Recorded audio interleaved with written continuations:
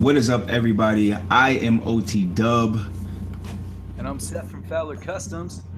and this is the Sneakers Through Your Speakers podcast. Thank you for tuning in. We have our very special guests today,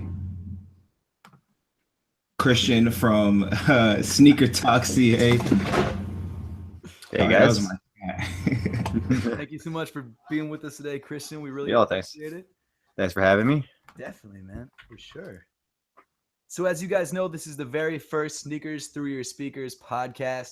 We're really excited to do it. It's going to be every Wednesday at 8 p.m. Eastern Time. So make sure to tune in if you can live, because we'll be answering questions at the end of the podcast. Christian will be answering all your questions. So make sure to stay tuned for that. And then, obviously with YouTube, it'll save. So if you guys miss it one day, you'll be able to check it out the next day. So Exactly. for sure. So with all that being said, and why don't we just jump right into it? So Let's just get right into it. Yes. let's do it. So Christian, why don't you tell us a little bit about your channel, SneakerTalk? All right. So for those of you guys who don't know about Sneaker Talk yet, it's another sneaker lifestyle channel. I do a lot of vlogs, unboxings, reviews. You guys know all that kind of stuff. I do a lot of vlogs though. I used to vlog on my old channel back in the day, and the sneaker thing just grew and grew and grew. So I gave it its own channel. So Sneaker Talk is it's growing pretty fast these days. Seriously, speaking of growing, you're about to hit 100,000, right? Yeah, man. How does it feel? I want to say it feels like amazing, but honestly, it's just like the constant grind, and it just feels, I don't know, regular. Like I wake up and I feel just the same way I did when I had like 20K subs or 10K subs. Yeah. So, how often exactly do you upload videos? Oh man, I'm like known as a guy who uploads too much. I think I upload 2 to 3 videos a day. I uploaded 2 videos before getting on here. Holy And hell! yeah, finally, since school's done, I can start really picking up the pace. That's awesome. Yeah. Did you just graduate recently? No. I graduated college 2 years ago. Right now I'm in university. Oh, very cool. Very cool. Yeah. That's awesome, man. Are you excited about getting that silver play button in the mail? Oh, dude, I think that's probably what I'm most excited for. That little play button, just to like rub it in my dad's face. Like I will take more pride in that gold, or I will take more pride in that silver play button than I do in my college graduation diploma. Wow. Does he not believe in your YouTube channel? He's very traditional. You guys know those traditional parents. Yeah. Get the degree, get the regular job, 9 to 5. But once I show him like the paychecks and stuff from YouTube, he's like, okay. When that money started talking, Oh yeah. Exactly. Exactly. When Converse starts flying you to the United States. That's awesome, man. Living it up. For sure. So, I mean, since this is a sneaker podcast, I'd like to ask you, what are your top 3 favorite sneakers in your collection, and why are they your favorites? Top 3. Dude, you're killing me here right now.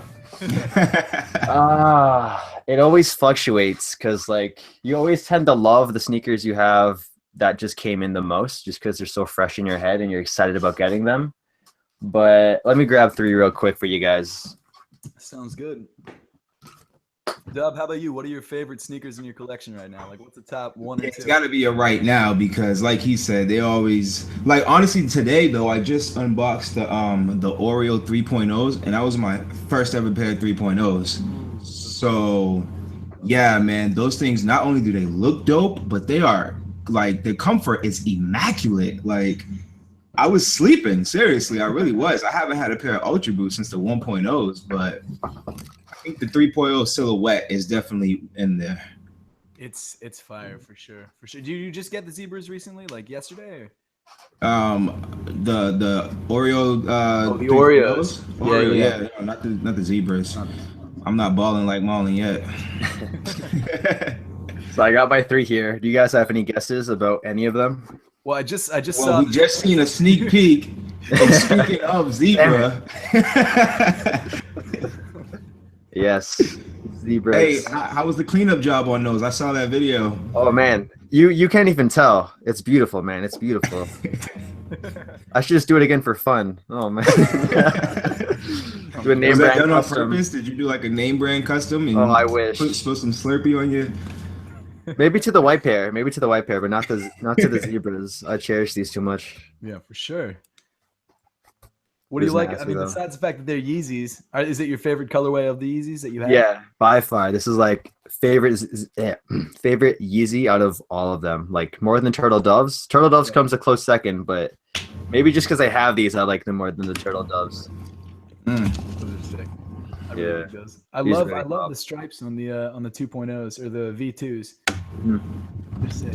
You know, I watched a video on the all white pair of Yeah. the V's, and I didn't know that they have stripes on them. If you put a blue what is it, a blue light, Mhm. they have the stripes, and that thought caught me way off guard. I was like, yo, 10 times more better now. Now I really want them. How about your number 2 and your number 3? Or maybe the 1 and the 2. I don't know. Maybe that was your. It's like interchangeable. I don't know. I just showed you guys the zebras first. Number 2 would have to be these ones I got recently. Some Converse I designed myself in New York City. That's Seriously? sick. Yeah. That's dope, dude. I went to this like really cool event, I think 2 months ago, and they had us at this big giant table with designers from Converse and like a lot of people from the media. Like the creator of the blog sneakernews.com was there too, which was really cool. That's So I was awesome. beside him making my own shoe. And yeah, if you guys haven't seen the video yet, basically it's half burgundy, half plum with this shiny ass material. It's like a pimped out kind of material, perfect Yeah, for like with that parties. zipper touch. Yeah, you know, pimp my sneaker right here. And then on the other side, you know, we gotta play it classy, just nice and black and gold. Very nice. And yeah, 1 of 1. So What did they let you like? How did you do that? Did they let you like pick out the materials or something? Like, how Yeah. did that whole thing go? everything. They had like little swatches, I think they're called, like little square pieces of all this fabric, and then they had the individual eyelets and the shoelaces and these leather patches just all on the table. So we really got to make it hands-on, and then we put it out on like this blueprint on the table, and then they just assembled it, and it took like 8 weeks. That's crazy. Yeah, That's dope. That's awesome. Those look fresh as hell. I love those. I'm looking forward to wearing them. Oh, you haven't rocked them yet? No, not yet. It's got to be a special occasion. Mm-hmm. You guys know the drill. Exactly. Oh, your number 3. Number 3 or number 1 would have to be the bread ones. Are those the 2016 ones? Yeah, 2016 with the really nice leather.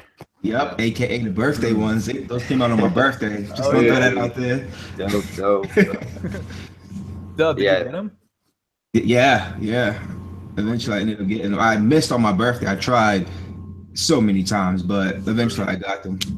You pay resale or retail? I traded. Oh, okay.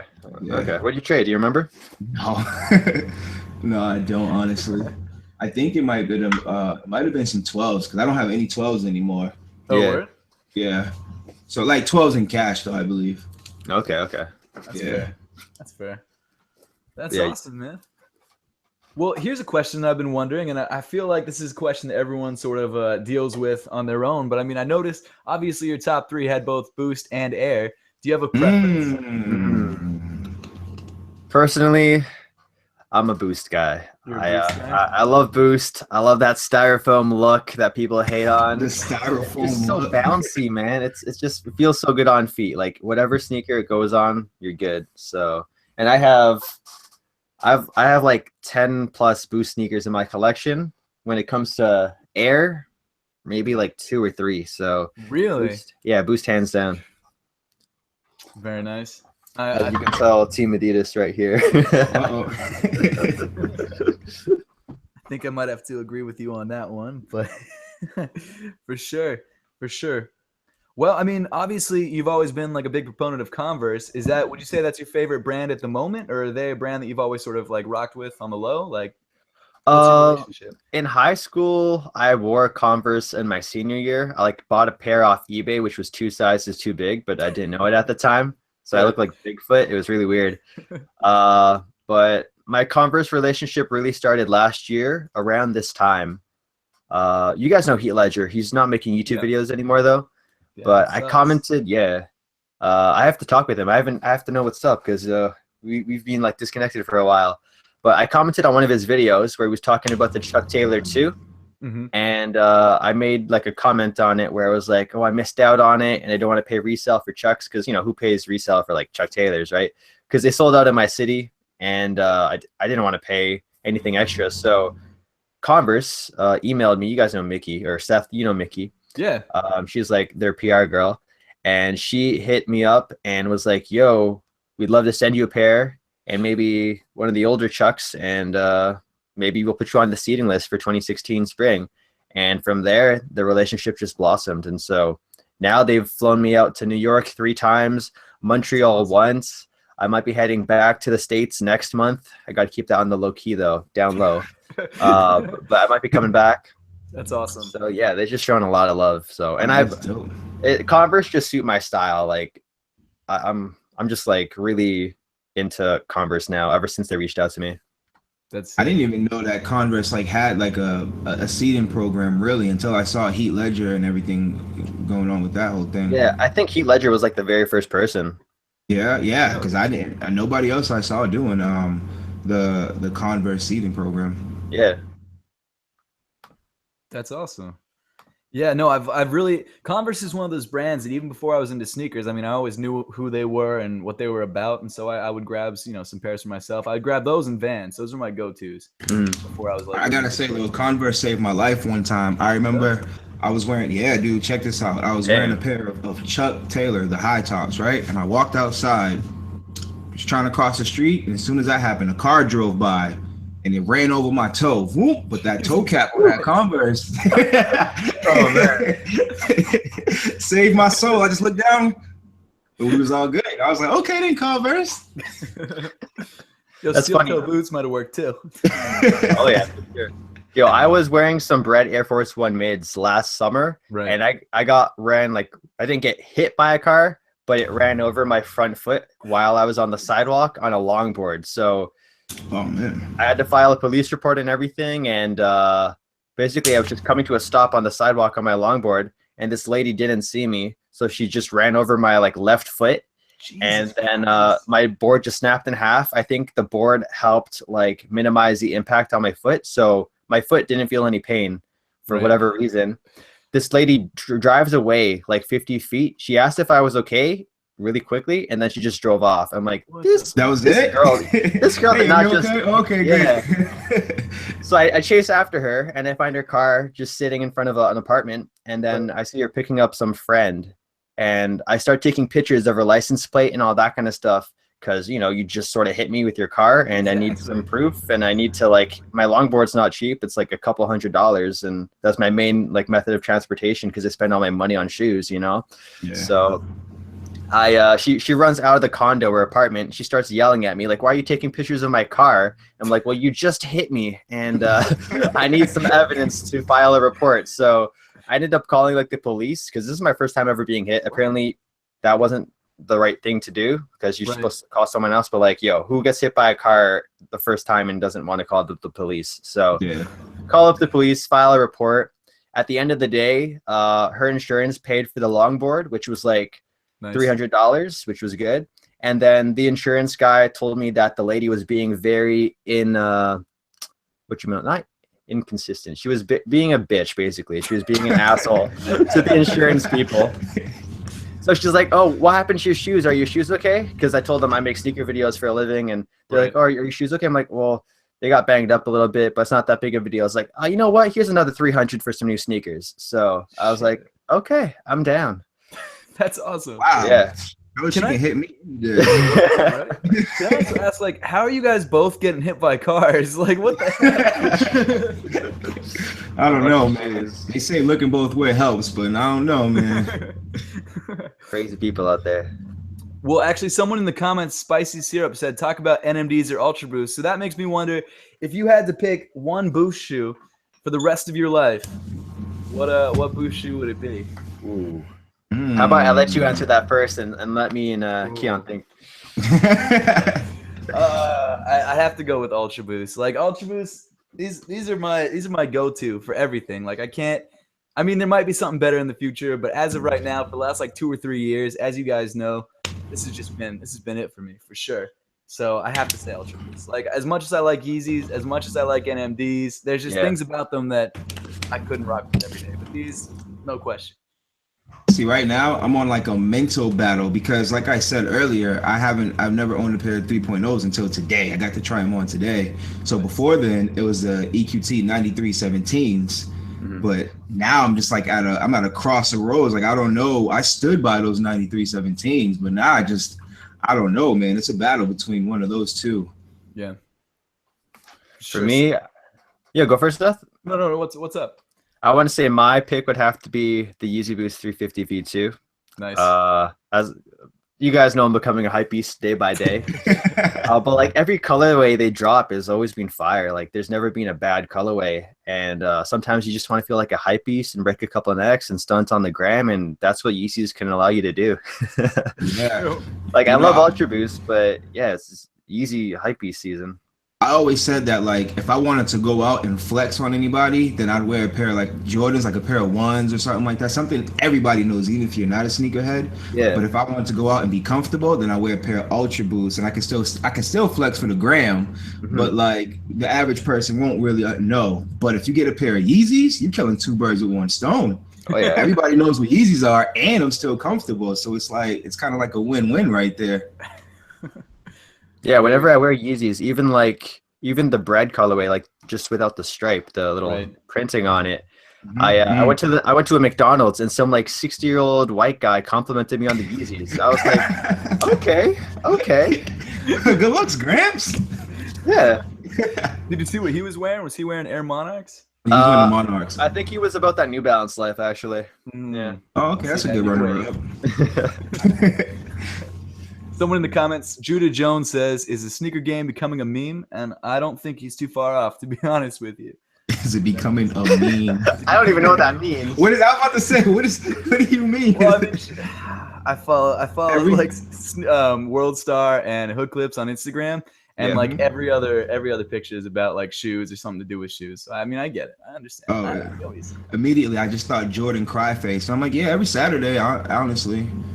True. Not so much with Jordans anymore, but with Yeezys and the Yeezys and Adidas and that.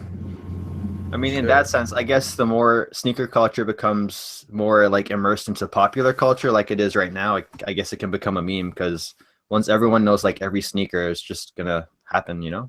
You know, actually, speaking of culture, I was watching this podcast on Monday called the Monday Midsole, which is a super dope podcast. But they started talking about like the culture and the future of the sneakers and the sneaker game. Do you guys think it's like not dying? Do you guys think it's at risk? I should say, like people are buying sneakers for the wrong reasons and things like that.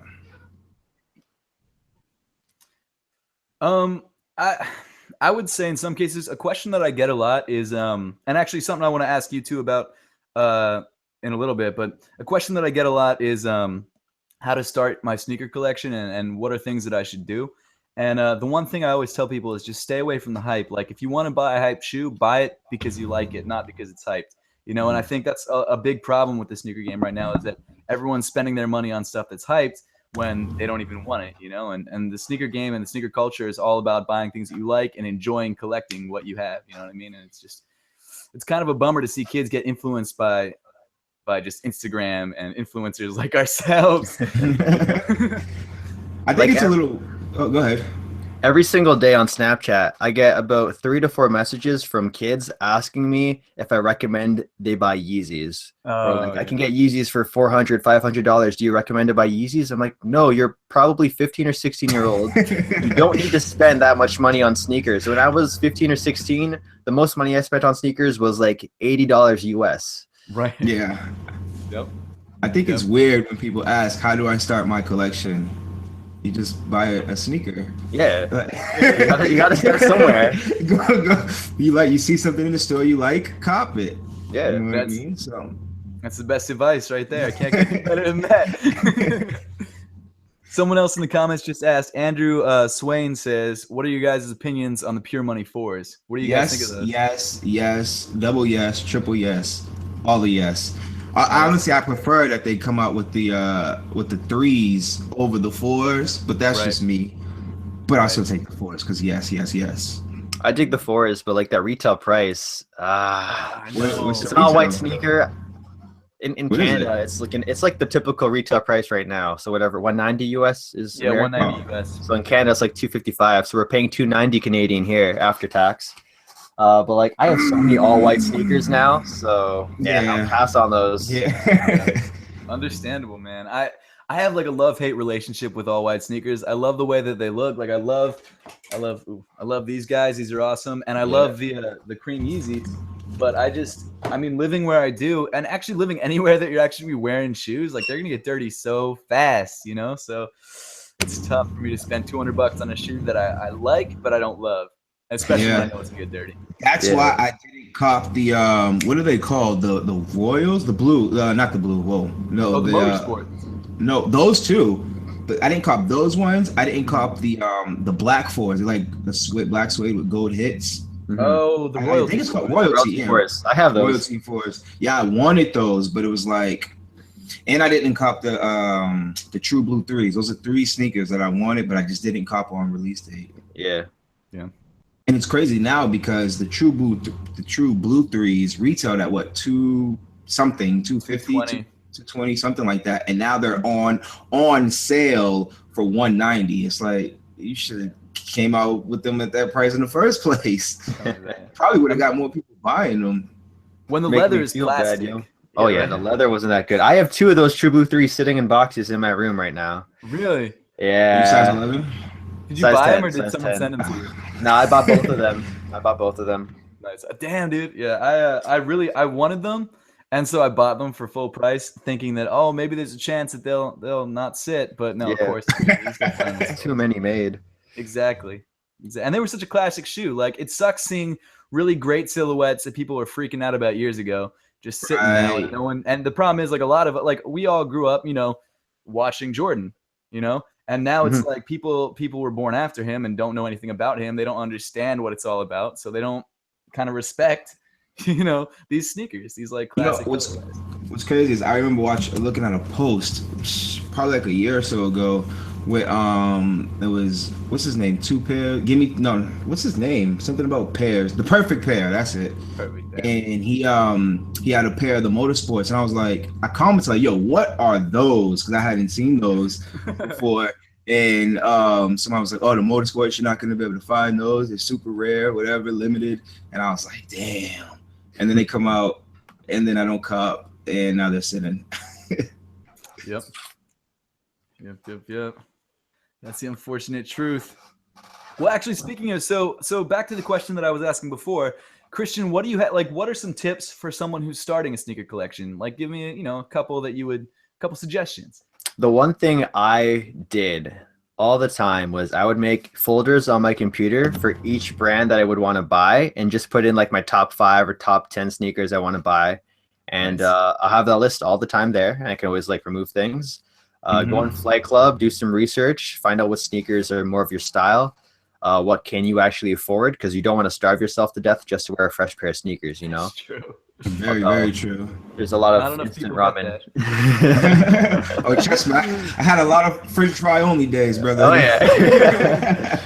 Dollar menu, please. Oh yeah. And if you really, really want to get into sneakers, consider working in like a sneaker store. Like when I worked at Foot Locker, I spent so much of my paycheck on sneakers every single week. Like it was disgusting. Oh my god, dude! Let me tell you, it's a blessing and curse. Vans. I worked at Vans. Oh, Fowler, you did too, right? I did too. Vans gives you a disgusting discount, 50%. It's like, dude, come on, like. I got my check. I was like, oh, thanks, guys. Here you go. I'm just gonna pick out what I want. May as well just give you a gift card for your paycheck. Yeah. I'm just like, how much is it? All right, keep it. I'll be back. I'm just gonna go grab my size. Actually, speaking of grabbing things, let me grab something really fast. You guys keep talking. Speaking of Vans. How long ago did you work at Vans? It was 2 summers ago. I worked there as like a second job, part-time. Yeah. Only on weekends, but dude, still, like they just give you 50% off. And when you walk in the door, they give you a pair of, they point you to the shelf and say whatever you want, you can take. And then it's crazy. It was super dope. I wish Foot Locker did that. That'd be so They didn't give a fat. Oh, look at this guy. You got to speak, Fowler, so you can see. Oh, it's in the background. Oh my gosh. So at one point they gave me a giant shoe, and I still have the sole. What size is that? That is a size, let's say like 352. It's one of the more popular sizes. You know what they say about big feet? It's true. Yeah, big That's socks. good at basketball. Yeah. Oh man. Someone in the comments just said, do you think Vans will ever be hyped?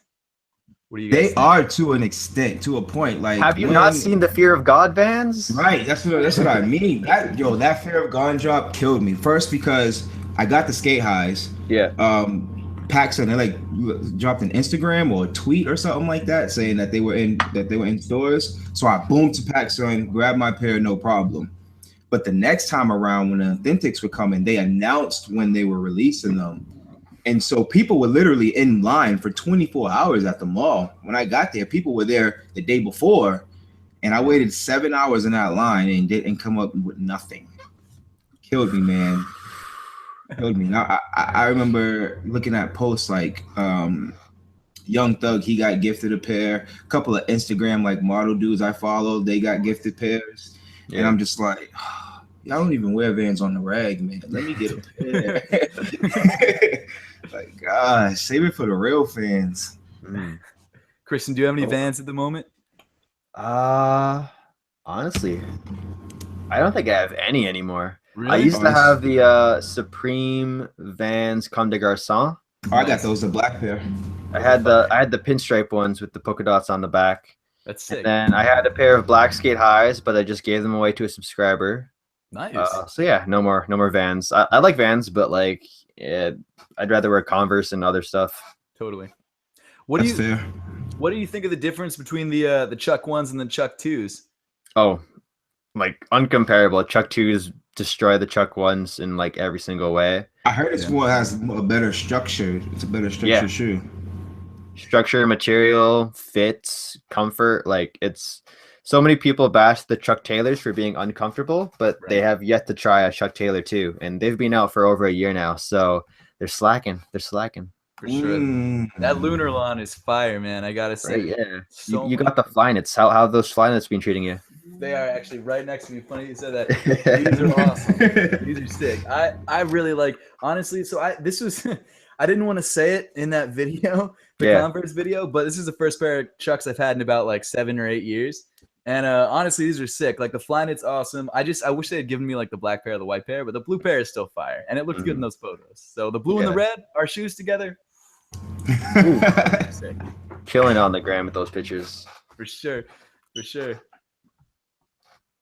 Someone just asked, Sneaker Polly just asked, what are your opinions on the white metallic red ones? What do you guys think of those? Oh, when did those drop? I was thinking about maybe copying those because I do have the blue metallic ones, and it's kind of like, I don't know, like a little twin cousin combo thing going on. This Saturday, I think. Yeah, Saturday, yeah. I'm hoping if they go on sale, that's even better. Yeah. I have a feeling they will. Like realistic. The metallic ones went on sale, right? Yeah. I think we lost Christian. Oh, we did? Oh, what happened to my audio here? Oh, there we go. Sweet. Very good.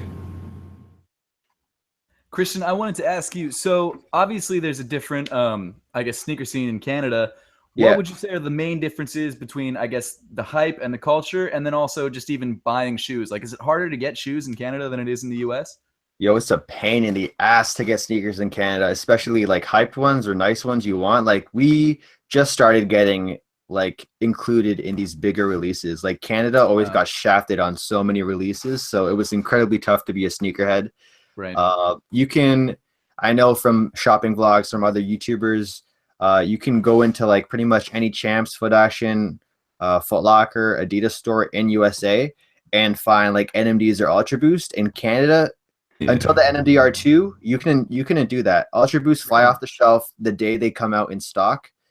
Same with NMDs. So there's just so much hype here and not enough supply. And Adidas knows that. Like I've talked to Adidas about it, and they're like, yeah, we can't really do too much about it right now. It's like year after year when whatever the higher ups decide that they can allocate more stock to Canada. Like for example, the US, I think they got 40K pairs for the new Yeezys online. Canada got 1K pairs, and you guys have 10 times their population, but got 40 times more Yeezys. Like, what is with that? That's whack.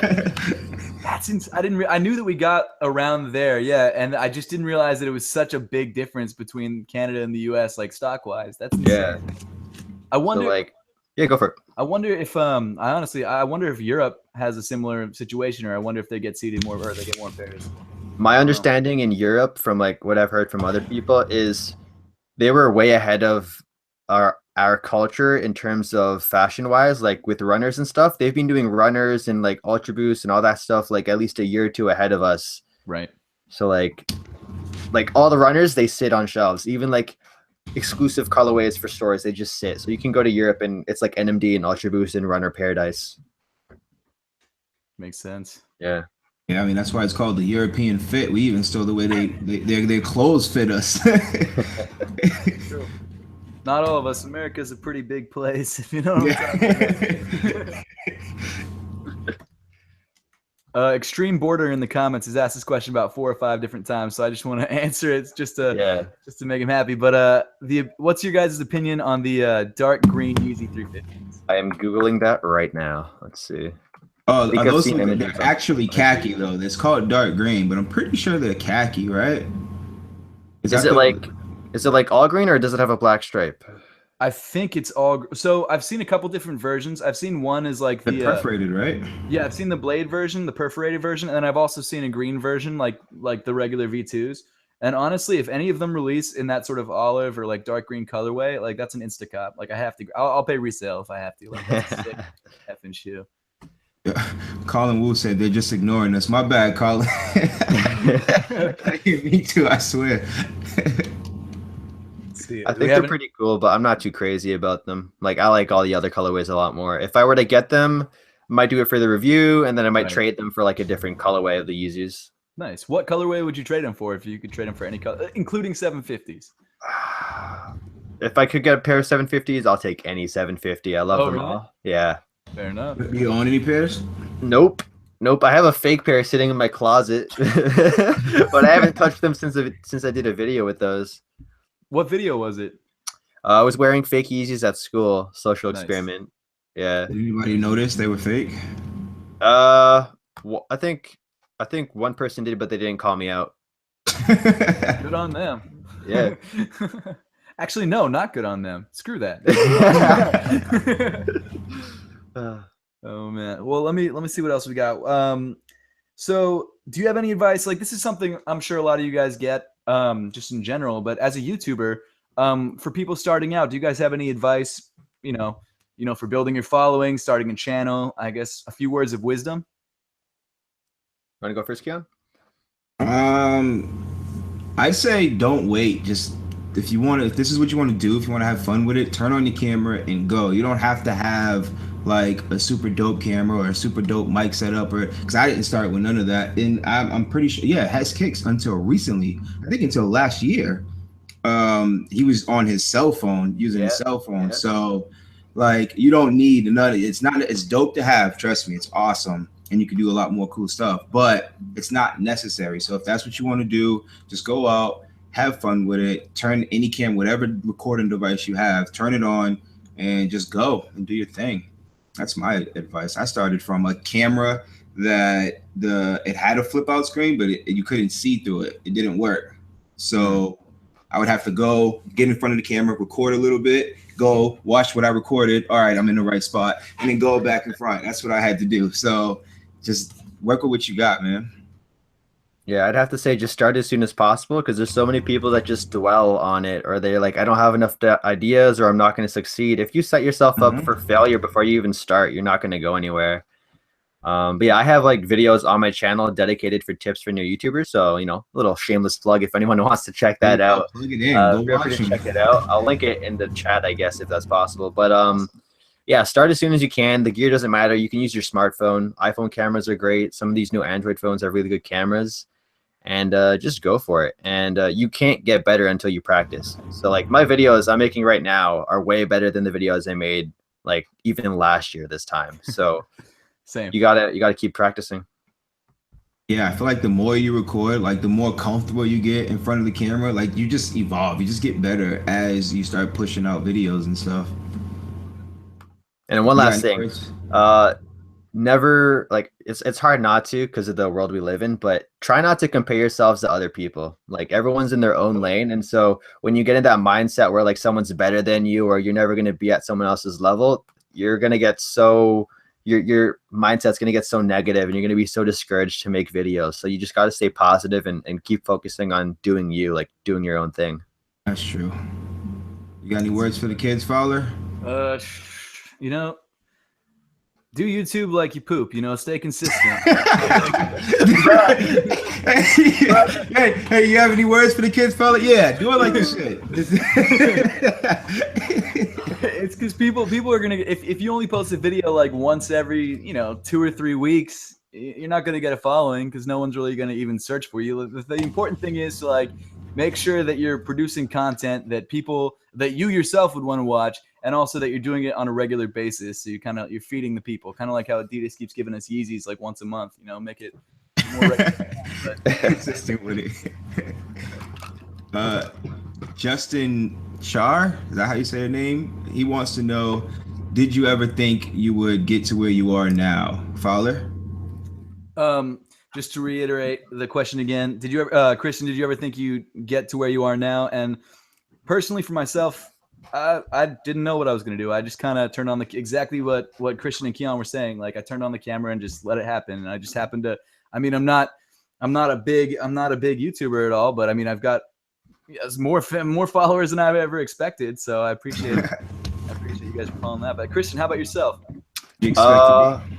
Yeah, I wanted to get to where I'm at right now, and I want to keep going. Like I knew I'd hit 100K eventually with like the videos I was putting out last year. Like you got to be really confident. You really have to be like your own biggest fan. So yeah, I just have a really good like positive and optimistic mindset. So like once I hit 100K, I know that just means I got to start grinding even harder to like hit the next milestone and keep making my audience and supporters and subscribers happy, because you don't want to hit 100K and then just start coasting. So you always got to try and outdo yourself every video. That's awesome advice. Sure. That's I don't think I'm qualified to answer that question, but I will say that I am happy to be where I am now, chatting with these guys here. So, dude, you've made waves in the sneaker community. Everyone knows who you are, man. You'd be surprised. I can tell you that I just have a lot of fun with it, man. Making videos is something that I found that I've very much thoroughly enjoy doing. Just getting in front of the camera and acting like a goof. Like that's my MO right there. That's what I love doing. That's dope, man. As long as you're having fun with it, that's all that matters. Yeah, for sure. I'd like to ask you guys this, and this is sort of a question that's kind of been circulating around sneaker YouTube and actually honestly YouTube in general. And Moldy Pizza 23 brought it up as well. Wait, what's his name? Moldy Pizza 23. Don't eat that, bro. I can't mess with you, bro. Yo, you're making me hungry. Okay. I really wish you had a less funny name, man. It would have made this question easier. I mean, I don't know if it's really a question, but it was a point I wanted to touch on. Christian, what are your thoughts on like? I think to an extent every YouTuber does a little bit of clickbaity stuff, but people like, there are other names won't be said, but there are other YouTubers both in sneakers. Do it. I have no problem with clickbait personally, but okay, whatever. So let's say Casey Neistat. My name. Actually, funny story, I wasn't even thinking you. I'm going to ask this question to every YouTuber who comes on here, but Casey Neistat in particular, you notice that he always posts pictures of like Candace, his wife, looking like, maybe her butt's in the shot or she's wearing a bikini or something. How do you feel about like really heavy clickbait? Like the sort of, Kais clickbait.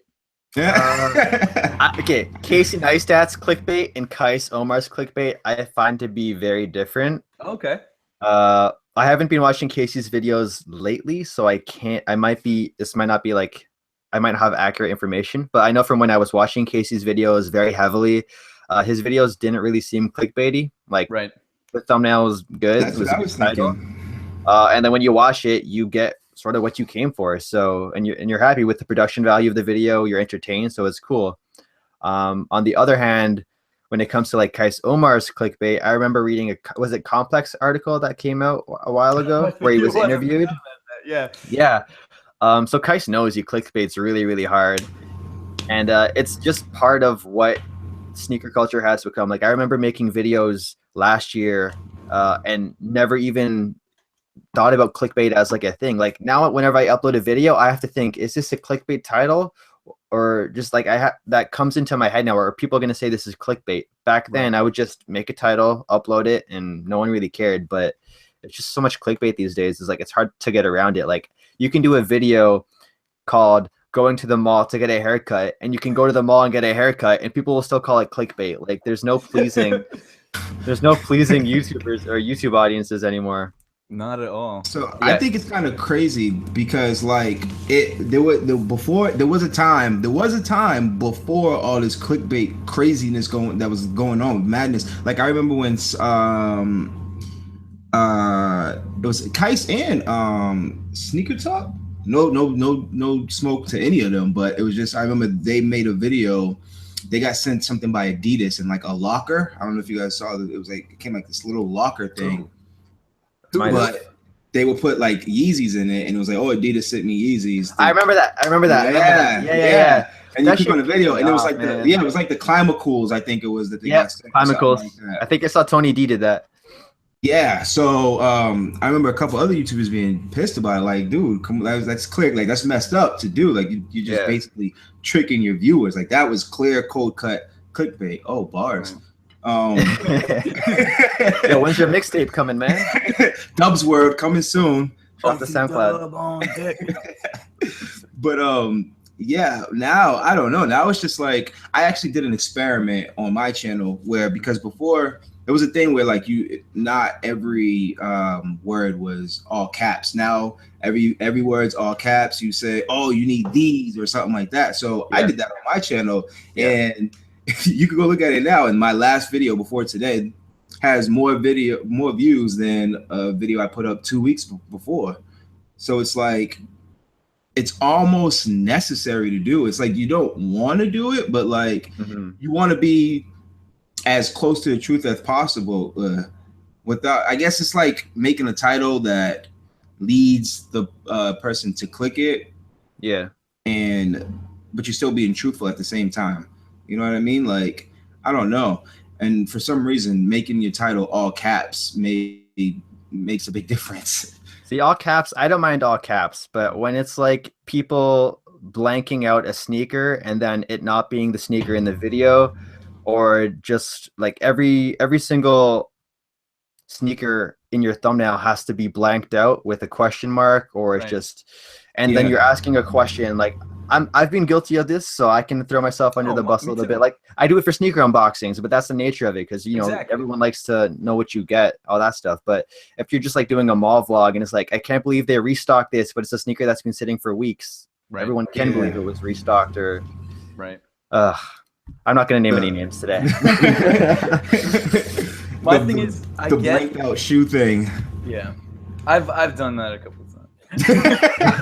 Like I have fun making cringy ass thumbnails now. Like I'll make stupid faces. What's his name? Damn D makes like really cringy you guys seen it. So like, it inspires me. I love his effing thumbnails, man. They're hilarious. And I think he also does this thing where he pops out his eyes a little bit. Yep.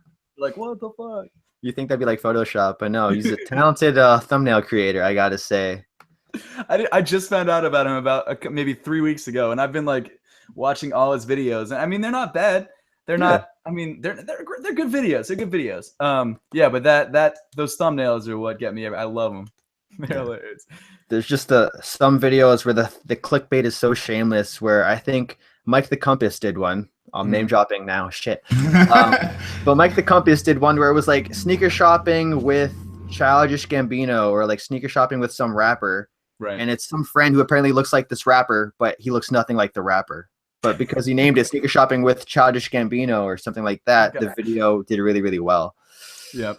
And then no one calls him out on it. It's like, you can't win. It's so weird, man. Like, I don't know.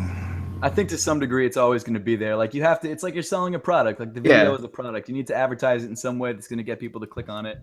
And I mean, if as long as people keep buying it, people gonna keep selling it, basically. And obviously it works. I mean, people like Kais is I mean, I would say that Kicks Genius is the biggest, but if you add all of Kais's accounts together, he's way bigger than Kicks Genius. But But no, I mean, it's working for him, and I still enjoy his videos. I still watch him. I know what I'm getting. Someone in the comments said like, I know what I'm getting with Kais. You know, it's always going to be clickbait, but it doesn't really bother me because I'm going to watch his videos anyway. So yeah, that's true. And that's go for it.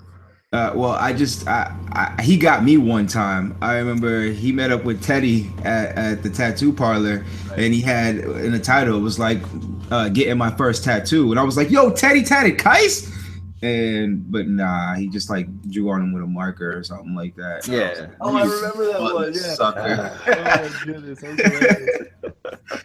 Oh man. Well, that actually brings up another point that I wanted to ask you. I guess within the sneaker culture, and you know, since we're talking about YouTube, within the sneaker culture and within YouTube, are there any like big pet peeves that you have? You know, besides clickbait, things like that, like maybe fake sneakers or having to wait in line or shit like that. Is there anything that you just really, really can't stand about both YouTube and sneakers? I hate that in Canada, in my time zone, which is Eastern time zone, is for you too, Seth. The drops are at 4 a.m. for Nike.com or Nike.ca. They're that early? 4 a.m. Yeah. So you can't even get a proper night's sleep. It's pretty ridiculous now. Adidas is good. They have it at 10 a.m., 11 a.m. But Nike is like, screw you, 4 a.m. You wake your ass up.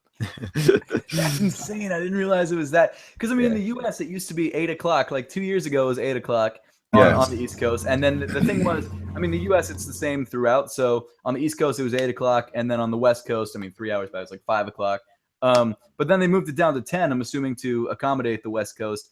And I mean, yeah, that even just 8 o'clock, waking up that early, like, I mean, I go to work that early, so it wasn't that big of a deal. But in college, it was a problem. Oh, yeah. Yeah, you guys are so lucky in the States. You guys have like so many apps you can buy and sell and trade for sneakers. And then you even have like the sneakers app on your phone for Nike, and you guys don't have that? You don't have that? Confirmed and Foot Locker apps. We don't have any of that. Wait, you don't have none of that? There's no apps. There's no apps. There's one app that we have now called Frenzy, but it's for iPhones only, and it's only for raffles. So we don't. The sneaker culture is so different. You even get sneakers, like what the hell? You gotta camp out, or you gotta have a bot or something. Like we just got Nike.ca, where you can buy sneakers on Nike's website, like a year ago or like a year and a half ago. That's how far behind we are. You couldn't buy sneakers on Nike's website until last year. Correct. What the? And then Foot Locker, Foot Locker was like one of the only retailers you could buy new releases from, and then they would always crash. So it was just a mess. So like camping out was the only way to really get sneakers in Canada. That's insane. Yeah. So check this out. Sergio Flores asked, which I hear kind of people saying a lot, like, do you guys think Yeezys are dead? Hell no. If you say Yeezys are dead, you're on crack. Well, thanks for watching the podcast, Sergio. I appreciate it. We appreciate you, buddy. But no, like a lot of people saying, I haven't even looked, honestly, I haven't looked into it, but a lot of people saying like the Yeezy resale is dead. Now, how does the resale of a sneaker equate to the life of a sneaker? Like they say the Yeezy resale is dead. Is that so? I haven't even looked into that. I would say well, go for it. All right. So I'm Canadian, so you can go first. I appreciate it. Well, I will say on the cream Yeezys, I was looking at StockX earlier today, and they were only going for like $480, which is the lowest I've seen a pair of like 350s or 750s, or any Adidas Yeezy that wasn't a boot or a cleat go for. And I, to be honest, like you have to think about it this way. Yes, compared to the Turtle Doves and the other like really hype Yeezys, they're not going for as much. But I mean, compared to regular sneakers, like the resale game in general is kind of dipped. Like the breads now are the breads like a month after the bread ones a month after they came out were going for like $250, close in some cases close to $200. I mean, and that's a shoe that 2 years ago, unless you had connections, you couldn't have even grabbed. You know? So I think just in general resale is going down. I don't think that the Yeezy brand is dying. I just think that the more that you I guess flood the market with sneakers, the more that resale is going to go down. So it's just the nature of the beast. Yeah, honestly, supply and demand. This recent Yeezy release was so heavily mass produced that it only makes sense that the resale goes down.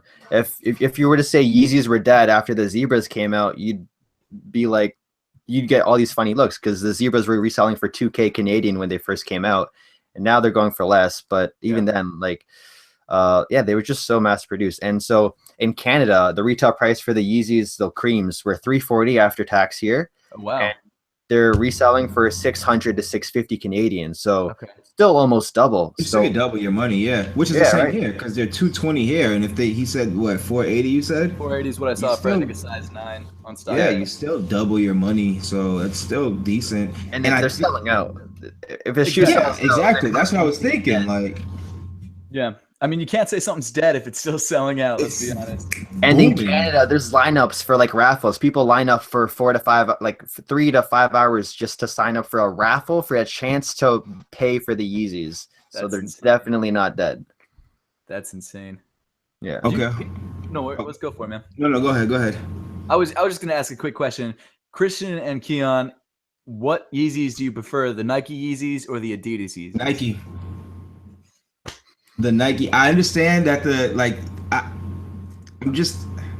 I've gotten sneakers like for years, like for 10 years or so, long time. And although back then my collection wasn't what it is now, it was still like I still very much love sneakers. And just from an aesthetic point of view, just the way sneakers look, like the Nike version just looked, in my opinion, so much better than the Adidas version. I'm sure the Adidas version is more comfortable. It's has a more runner-like look, I guess, like the Ultra Boost type look, and it's like even part of today's culture. It's what it looks like fashionably. Like today, that's what people would go for. But just for me and from the era I'm from, like I like the Nikes a hell of a lot more. I would kill for a pair of the Nikes, man. Seriously, I love them so much. One day, I promise you that I'm gonna own at least one pair.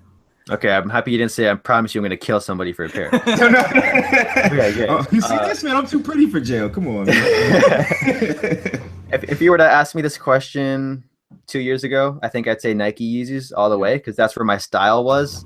But these days I'm really, really into runners, and they just suit my style more. I'm wearing joggers. I'm wearing like tight ass jeans where the blood circulation is cut off. So Yeezys suit my style more right now. Or Yeezys, Adidas Yeezys suit my style more. Yeah.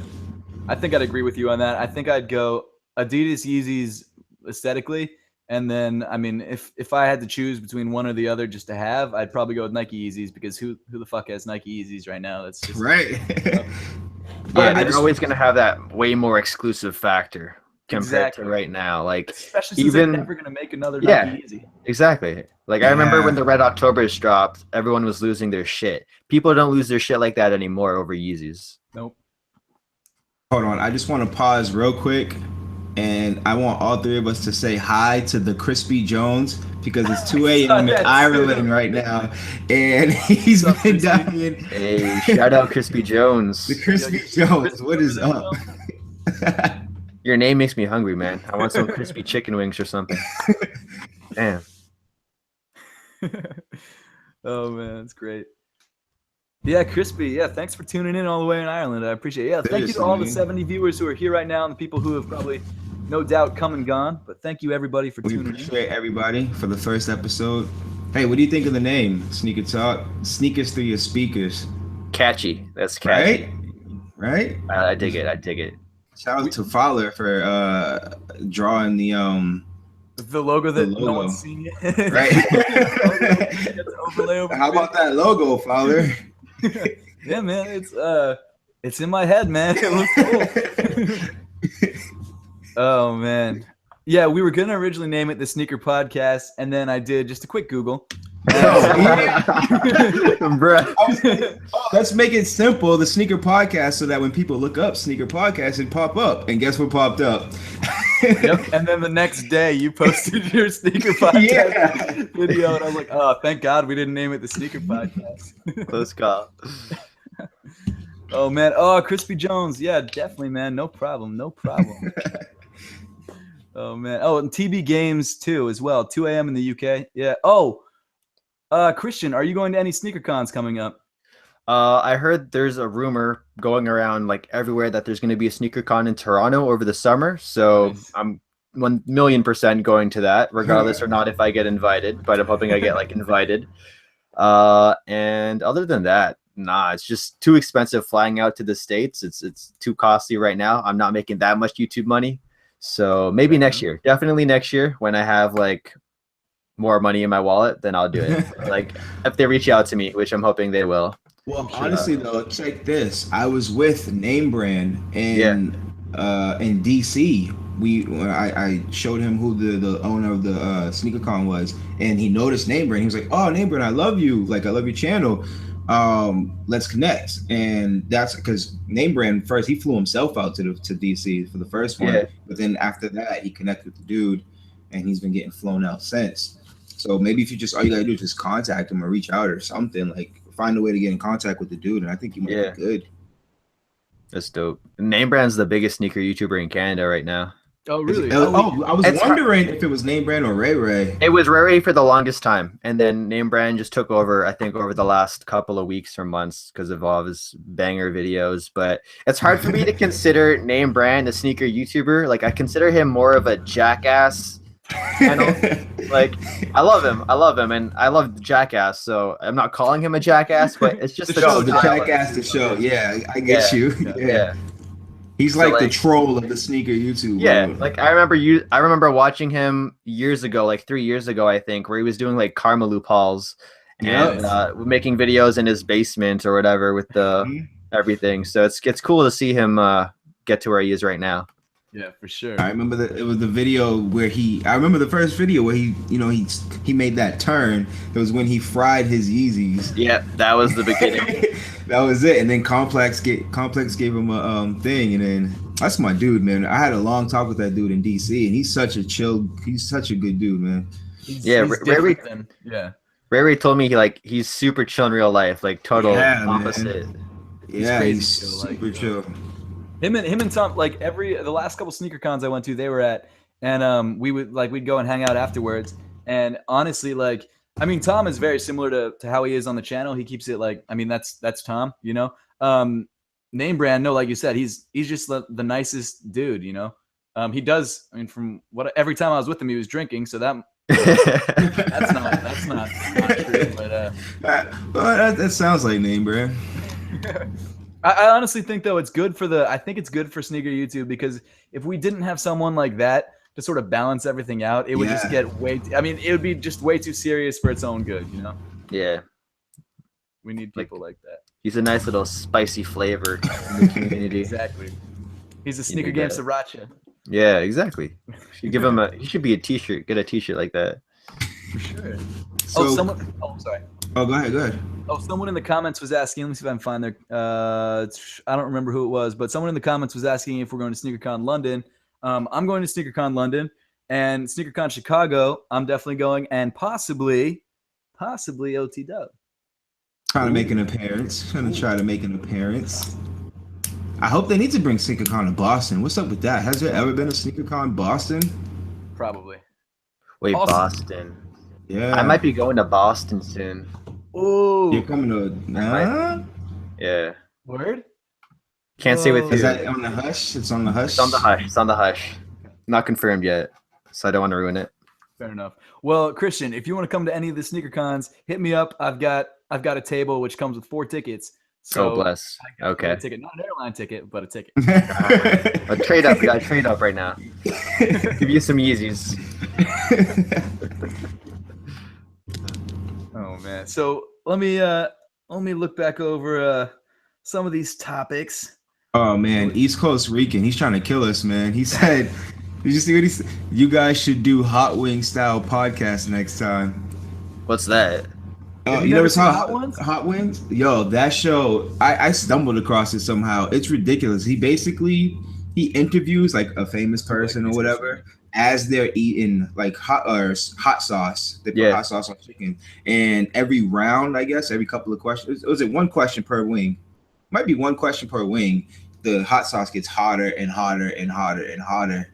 Yep. And he says he does that because it's hard for people to think or be completely PC when their mouth is pretty much on fire. Oh man.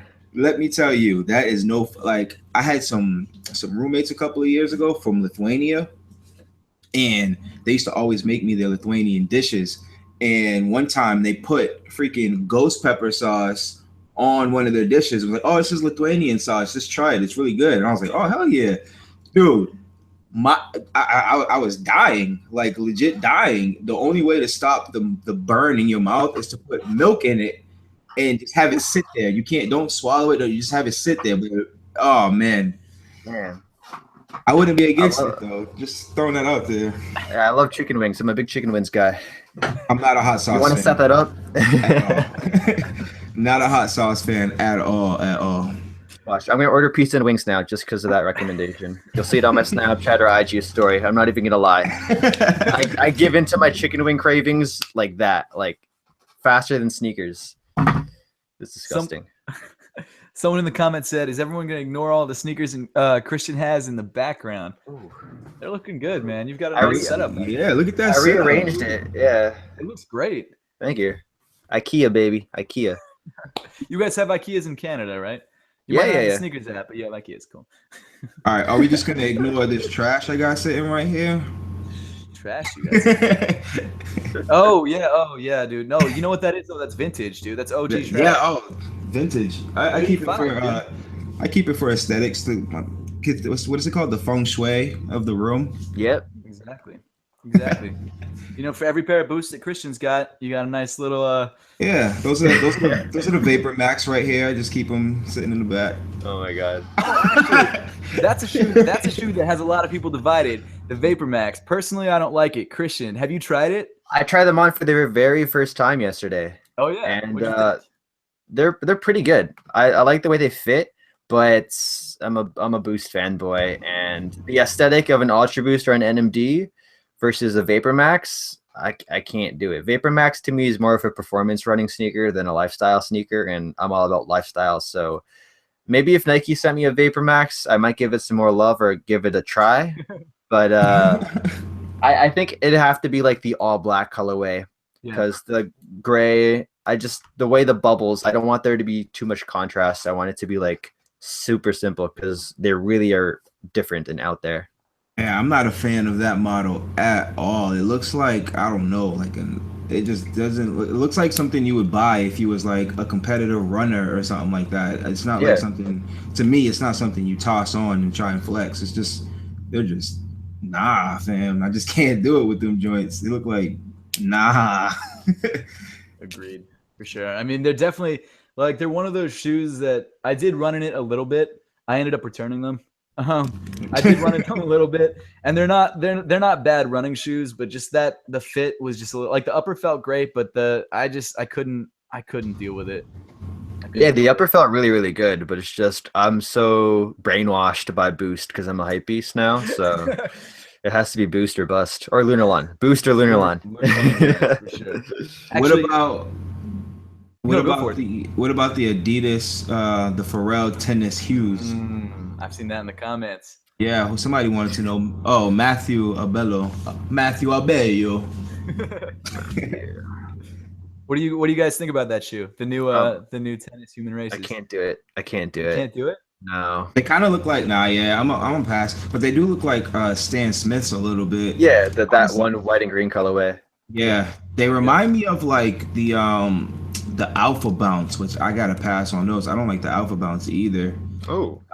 Yeah, Alpha Bounce. They look like anteaters to me. I don't know. You don't like the Alpha Bounce? No, whenever I see the silhouette, it reminds me of an anteater. Like if you Google anteater and Alpha Bounce and put them next to the side, they look the same. Well, I like the Alpha Bounce. I'm just gonna put it out there. So I like anteaters. Yeah, I'm not a fan, man. I'm about that, Arthur. If you guys know my reference. No, but yeah, no, I actually do really like the Alpha Bounce, and I think their price point is really what gets me with it. Like for $99, you're getting a shoe that's a good gym shoe and a good running shoe. I mean, and Bounce, honestly, the first time I ever tried Bounce was in the D Lillards, the twos, and I actually think it's a great cushion. I mean, it's not as crazy as Ultra Boost, but I mean, not everything needs to be that soft and that cloud-like. And it's not in the same price point either, right? So Adidas is just wanting to give the consumers more options, and so Bounce was like a really smart move by Adidas. Totally. And having that first colorway be sort of limited in a way, the Aramis or whatever, Adidas gave me those, and I gave those to my intern as a birthday Nice. present. But yeah, they were definitely a nice colorway. Do you have Even- interns? I have one intern right now, and I'm hiring That's for more awesome. interns. So it's going to be a big year. Ooh. Very, very big year. Oh snap! Check him Whoa. out. If anybody in the Sneaker Talk comments, moving up in the world. You hear him? You heard it here first. if anybody in the comments is trying to intern for SneakerTalk, I'll drop my email right there. drop that email. Do they have to live in Canada and Toronto, or can it be like an online internship? It can be anywhere. Yeah, online Oh, that's internships. awesome. If you're a photographer, though, you got to be local because, I'm not flying anybody out. That's actually really sick. Can I be your intern? Possibly. You could be a contributing writer. We can chop it Nice. up. Hell yeah, dude. Yeah. What do you guys think about the Pure Boost? I feel like I haven't heard of those in a while. Like I feel like they had a wave of drops and then Like the new ones with the little pod on the back heel. Mhm. Wait, they come out with new Pure Boost? I was talking about the one where it folds over. Yeah, that's a new Yeah, one. it's a new one. Okay. Yeah. Do they still drop those? Yeah. I was at Adidas, the performance store in Toronto yesterday, and they had like a tan colorway. So they're still dropping new colorways. They even have a new one coming out soon where it's black Boost midsole with a white outsole. Yeah, those are sick. Similar to an uncaged Ultra Boost, the black midsole. They're okay. I did a review on them. They're more of a performance running sneaker versus Ultra Boost. I mean, Ultra Boost is supposed to be performance, but everyone knows it's more of a lifestyle. Yeah, for sure. I think just the Boost is just too it's too soft for anything other than like long distance running, and I can't run for more than like 10-15 minutes. So no, but I do genuinely really like the new Pure Boost. I did a review on them like Christian, but I really dug them. And some of the colorways that have dropped, like if you go to the Adidas store on Fifth Ave or the one on Houston Street, like they have a whole wall of them, and they just keep dropping like decent colorways. And the nice thing is like they have a triple black colorway that's actually sitting. So if you're looking to grab like a triple black Boost shoe, I mean the Pure Boost is a great option. It's cheaper than the Ultra Boost too. Oh, I didn't know they still dropped them. I thought like they were just gone, but that's dope to know that they're still out there. And Yeah. the comfort on them, are they comfortable? They're good shoes? Yeah, they're comfy. Definitely. That actually, someone in the comments brought up a point that Christian, you've been posting a lot pictures of yourself in Nikes. What do you think of those? Do you like them? Did we lose them? Oh, did we lose Christian? Well, Ish. while he tries to get that sorted out, what do you think, Keon? Do you like the Nikes? I actually have a pair that I need to unbox, but so far the aesthetic, yes, I'm very much a fan of the way the Nikes look. Like I'm just super. I can't wait to try them out.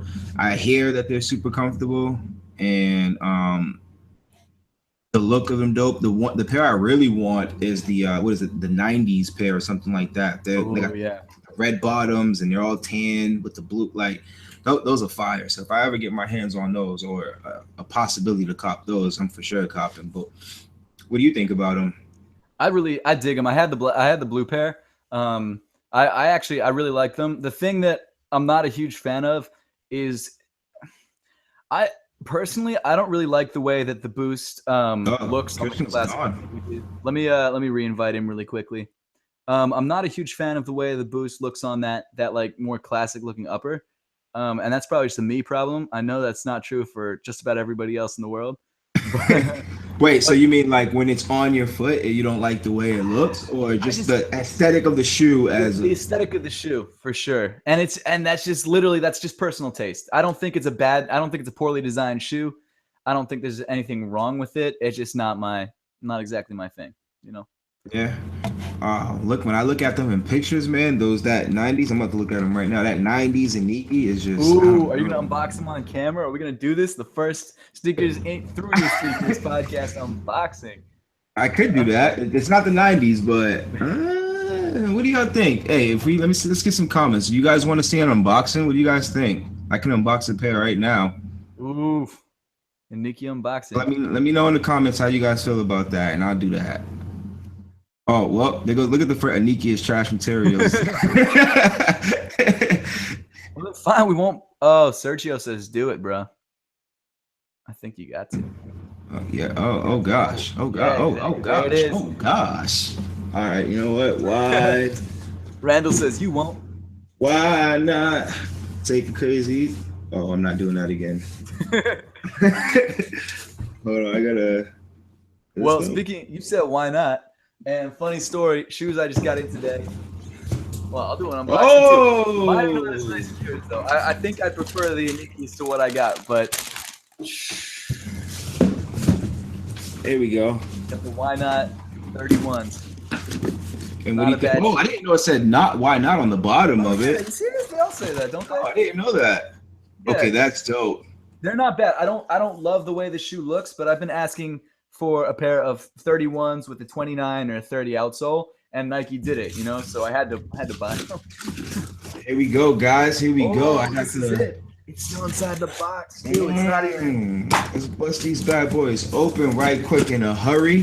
When have you guys ever seen an unboxing on a podcast? Come on, who does that? Shout out to Sneaker. Can we get some likes for the unboxing on a podcast? This is Sneakers Through Your Speakers, baby. Come on. Exactly. We eat likes. We eat likes. I got some words from Christian. Christian says, "Internet crashed hard. Don't know if I'll make it back." Let me All right. come in and just kind of see if he can wrap himself up. Let me see if I can get him to come in on his phone. Boom, boom, boom, boom, boom, boom. Can you guys see that? Look fresh.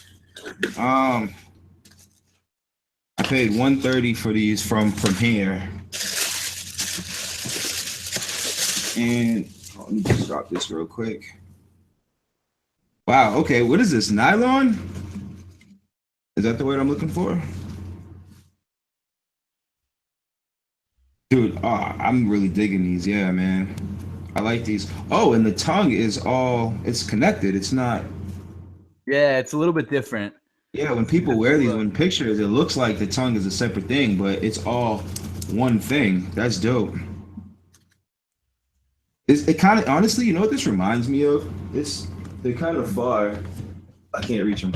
But these remind me of like a pair of Saucony Originals on some Boost. Like that's what it looks like. The black pair does look fresh, though. I got to give you that. Yeah, I'm really digging these. Like these things are clean, man. Gabriel Lawrence says, out here talking about Boost shoes, but what y'all know about the Skechers game? Have you guys seen the Heskix video on what's Skechers Boost like ripoff called? I don't know what it's called. Oh, I don't know. It's like Burst. It's Burst. They call it. Oh man, I really want to say the F word right now. They call it effing Burst. That's the biggest BS I've ever heard. Like, get the fuck out of here. It's ridiculous. I didn't watch the video. So what did he say as far as comfort goes? Is Burst comfort? Yeah, that should be copyright infringement. Like Burst, What? come on.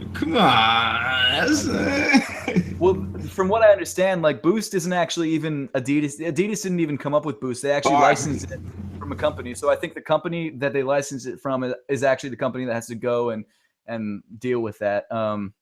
Yeah, no, that's ridiculous. Burst.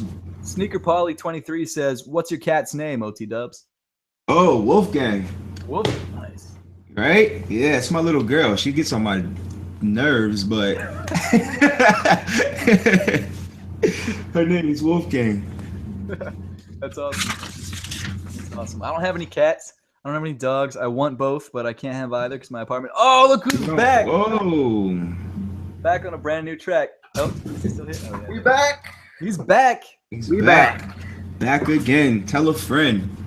Well, you know, all you missed was just a fire and Nikki unboxing. So and the first why not? ever unboxing on a podcast. Double unboxing. Oh, a double unboxing. Double. You guys know I love my Nikes. I unboxed. Yeah, unboxed the Nikes. Okay. You guys both got black? What's up? You guys both got the black pair? No, I he got blue pair, the original blue pair. Oh, okay. I didn't get to see it. But this is the pair that I just unboxed before. It's the Why Not 31s. Yeah, I saw that on your Instagram. Sergio said you went to go get pizza and wings. On that note, let me open up Domino's real quick. Okay, wait. I will screen share my Domino's order with you guys. This is the most serious thing I've ever asked anyone, to be honest. Okay. And it's very heavily influenced by our previous conversations. Does Canada have the Pizza Track app? Pizza Track app. What do you mean? Oh damn it, man, you don't have- guys don't have you the don't pizza have track. fucking Man? Pizza Track. Are we talking for Domino's or just For pizza? Domino's? Yeah. Domino's. It's got the guitar solo, man. Yeah, it's on the website. On the Okay, website good. here, so it'll tell you who's cooking it, all that stuff, when it's on the way.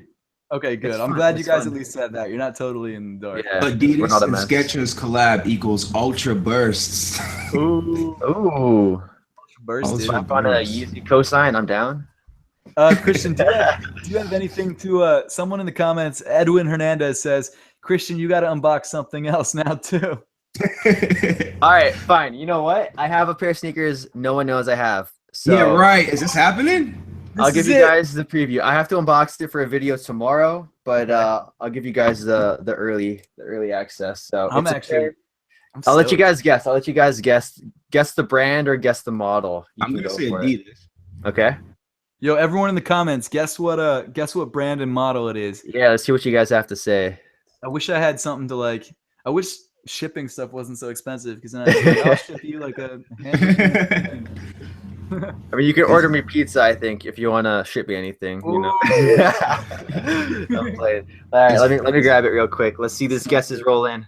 It's definitely Adidas. Come on, you guys. It's Adidas. It's a pair of Ultra Boost. I'm gonna go with a tan pair. The Think tan tan pair. Ultra Ultra Boost? Boost. Yep, that's what I'm Caged or going. uncaged?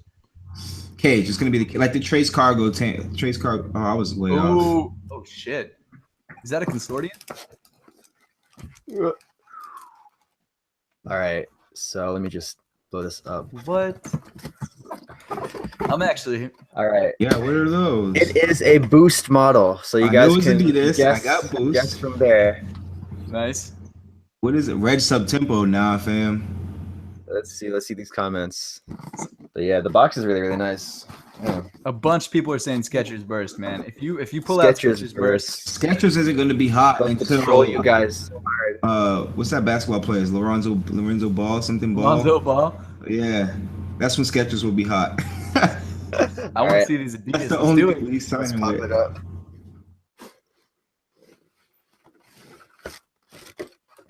You play soccer? Yeah, I play soccer. That's These are awesome. the, brand new Adidas Ace 17 Plus Pure Control FG. I had to read that because it's a long, pretty big name. That's That's what she awesome. said. Some new soccer shoes. Everyone was roasting me for my old soccer shoes. They were fine. I like played in like $70 clearance Adidas shoes, which is like 50 US, and I'm fine. But these are retail 390 Canadian. So Wow. let's say the plug came through on this one. That's awesome. Do those Yeah. have Boost in them? Yeah, they have Boost in them, and there's also a Boost insole, so you can take out the Boost insole. I've never heard of a Yeah, Boost yeah, insole seriously. before. I can slap it on any other sneaker. You see that Boost right there? That's Yeah. wild. Holy, Yeah. That's crazy. So Boost, and then you can swap it in for a different insole if you're not a huge fan of the Boost. And there's Boost in the sneaker as well. You can see through it. That's insane. Yeah. First of all, I didn't realize they did Boost soccer shoes. Second of all, that Boost insole is kind of blowing my mind right now. No, It's the super Boost insole is super dope. Yeah. Oh, someone said Messi or Ronaldo. Is that like a signature of somebody? Ronaldo.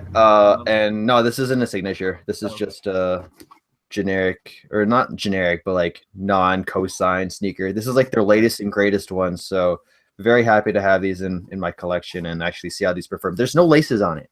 It's That's like a awesome. slip-on. It's really weird. I love that color. Wait, too. it's just a slip-on, so it fits to your foot. It fits to your foot really, really well. Like it hugs it, like caresses it. You can run in those without it slipping at all. I haven't tested them out yet. These are still. I haven't put them on the grass or. Oh, okay. So tomorrow I'll be going to play soccer, so I can test it out there. Here's a question: what are you gonna name the video? Ooh. I don't know. Any clickbait recommendations you guys could give me in the comments? I'm thinking $400 Adidas Boost unboxing. At a soccer game. I don't know. We'll figure it out. At a soccer game. I would 100% click that video. Or I can just bring my zebras to the soccer game. Playing soccer in Yeezys? Exclamation point, question mark. Oh, Yeah, watch. And I can literally do that for like 5 minutes and then switch into these. But we'll see. We'll see if I'm in the clickbaity mood. Did you guys see? Speaking of that, speaking of playing things in ridiculous shoes, did you guys see? I think it was Blake Linder's video where he played in Air Mags or something. Oh my gosh! I thought you were talking about the Red October clip. I think didn't Kais play in Red Octobers? No, some actual basketball player was playing in Red Octobers. It was a picture circulating. Yeah, it was someone on the Raptors yesterday. I think they were warming up in the Red Octobers. They're playing tonight, actually. Did they lose? They got their ass kicked yesterday or the other day. Raptors in Cleveland. That's insane. Why did I buy these limited sneakers? Crispy 420 says, "Sneaker unboxing gone wrong, gone sexual, gone bad." In the hood. That's my next video title. Challenge. I'd be really interested to know who you guys watch on YouTube who isn't a sneaker YouTuber. Like, who are you guys' favorite YouTubers in general? I don't watch much YouTube. I watch I just like discovered YouTube gaming. Oh, nice. So but the only gamer I watch is Jacksepticeye. I don't know if you guys know about him. Oh yeah. I think I saw him collab with PewDiePie once. Nice. Yeah, he did collab, and he collabed with PewDiePie. He collabed with Markiplier. But actually, I gotta go look at my subscription box because I don't know. Yeah. I went through a phase of because I noticed like there was a lot of like repetition going on in YouTube videos, but, like as far as YouTubing goes. So I just stopped watching like YouTube because I wanted to be able to form my own thing when I when I went back on. So I stopped watching a lot of videos. Nice. How about you, Christian? I'm looking through my subscriptions now. Yeah. I watched some Complex. I think that's everybody. Gary Vaynerchuk, you know him, Seth. Yep. Love Gary Vaynerchuk. I haven't watched Face Censor in a while, but I watched Face Censor here and there. Yo, he subscribes to me on YouTube. I just no way. That's so sick, dude. I was like, I found out about that YouTube subscriber tab where you can see like people who subscribe to you and don't keep it private. And he was like that because you can do it either from most recent or most popular. So I was like, fuck it, I'll check out most popular. Dude, that's wild. He's the most popular. I was like, what the hell? That's awesome. He's sort of into Yeezys, so he might have watched one of your Yeezy things and subscribed. Who knows? That's definitely what it was. That's definitely what it was. I play a lot of Overwatch, so I watch a lot of Overwatch like tips and videos, and just like there's a whole Overwatch community on YouTube, so I'm really immersed into that. It is deep. It is. What else? What PS4 else? Or Xbox? Pardon me? PS4 or Xbox? Both now. Oh, okay. Check you out. Yeah, I haven't shown anybody this on my channel either, but I got a PS4. People on my Snapchat know I have a PS4. Ooh. But yeah, I got it so I could play Overwatch with my girlfriend. That's awesome. Yeah, it's been fun.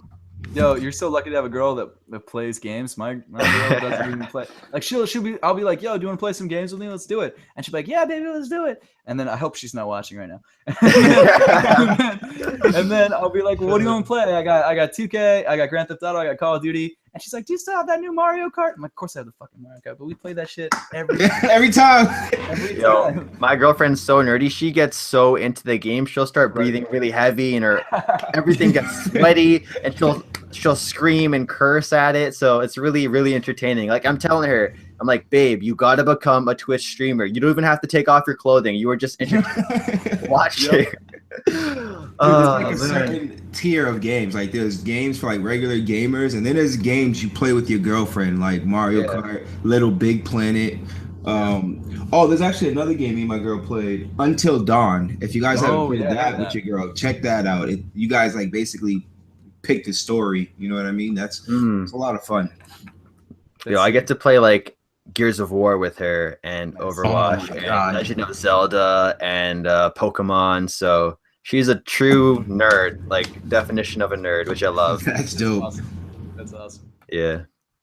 So back to the question about YouTubers. What are your top YouTubers? Casey Neistat, of course. Nice. Let's see. Outside of sneakers, right? Yeah, outside of sneakers. I mean, you can say. Let's just keep it outside of sneakers. Okay, yeah, I like watching Philip DeFranco, Scarce, Marquez Brownlee for all my tech stuff. He's great. I love him. Oh yeah, I was watching him in high school when he had like 100K subs. So That's seeing awesome. him now like on top of the charts for tech YouTube is really, really cool. Yeah, for sure. There's one guy called The Casual. He lives in Japan. He does a lot of streetwear videos and a lot of Japanese streetwear videos. So if anyone's into streetwear, check out The Casual. He's pretty chill. I think he just hit 10K subs. That reminds me, I watch Teaching Men's Fashion. I watched a couple of his videos, and I also watch. I came across Teaching Men's Fashion's channel like when he had 20K subs, and now he's just blown up. Oh, wow. I found about him because I watched this channel called Jared Wu. I watched Jared Wu's channel, and he mentioned him in one of his videos. But I think it's like Casey, Jacksepticeye, Jared Wu, Teaching Men's Fashion. I think those are the 4 outside of YouTube that I'm subscribed to. That's awesome. I got 2 other big people I watch. My homie DJ, you met him in New York.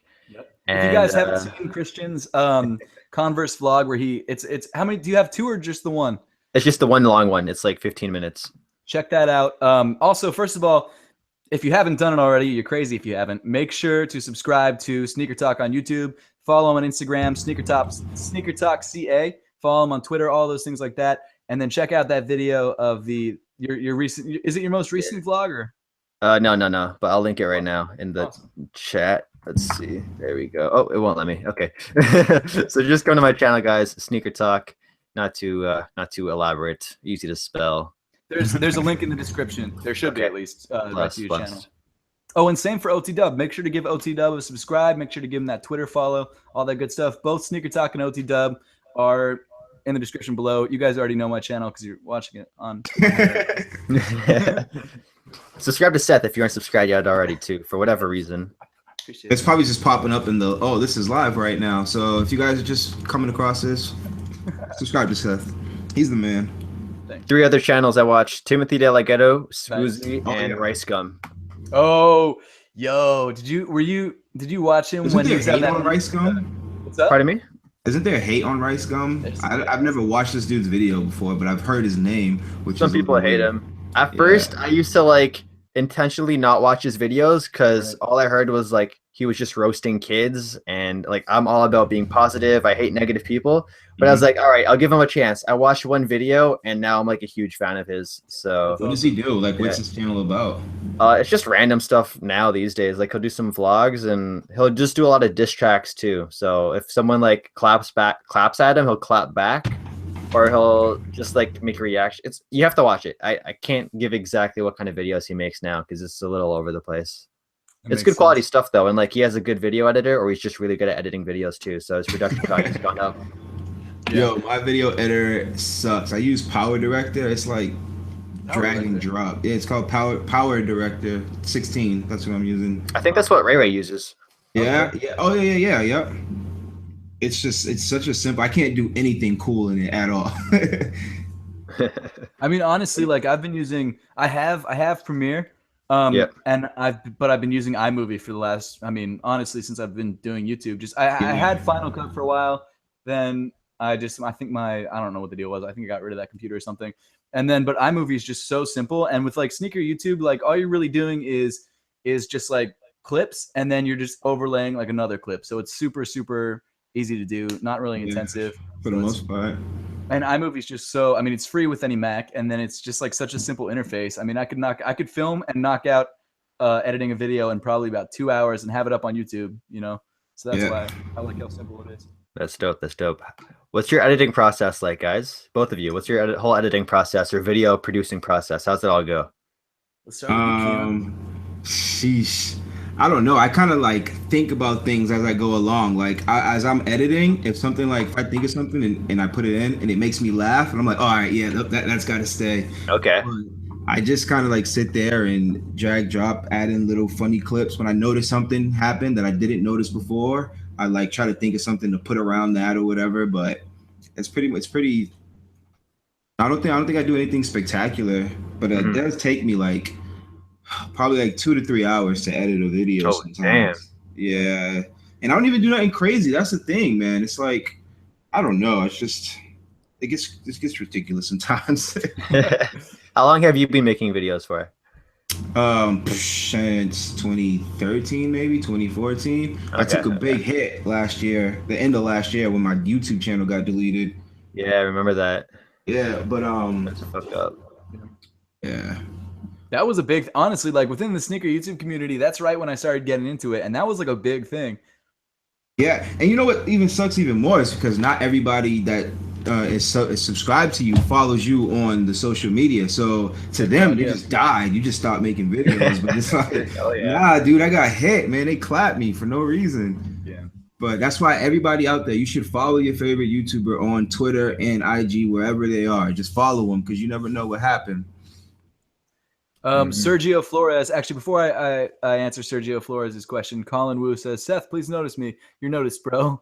Sergio Flores says, how has the YouTube ad stuff affected you guys? Has it affected you at all, Christian or OhTeeDubb? Let me double check my AdSense.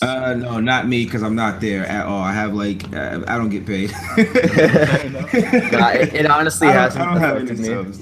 Yeah, so Because like the whole YouTube apocalypse and stuff is really just affecting people with controversial content. My content's pretty family friendly. Like I talk about sneakers and I vlog, so there's no reason for So there's no reason for like me to really get hit. It's just I had to slow down in videos because of school, so my whole like AdSense, like I was making less money because I was uploading less. But now that I'm uploading at my regular rate again, my money's doing fine. So Nice. I'm good. Yeah. How about you, Seth? I think it's the same sort of thing. Like I haven't noticed the effects of it at all. And I mean, I think it's exactly the same thing. I honestly don't even. I try not to curse in my actual like produced videos. Yeah. And I'm really careful about like putting in copyright stuff because I did one time. Someone offered me free beats, and they were. I mean, it was good beats. There was nothing wrong with them. But once I put them on the video, apparently he had used a sample that was copyrighted and that kind of stuff. Yeah. So ever since that, I've been using only YouTube Free Library, which a lot of people have been getting sick of or saying like, yo, that's Richard. Yo, that's I see those comments, man. It pisses me off. Like they did not make the song. Exactly. There's nothing I can do about it. That's crazy because I just got hit today on the video I just dropped. I got hit with copyright because I try to go out and find music, but it's always. I thought you had a certain amount of time. I thought up to 30 seconds was good, but no, it's like. Yo, 30 seconds is pushing it. I usually go like up to 12 seconds is like the max. Really? Once you hit 15, it's getting risky. Yeah.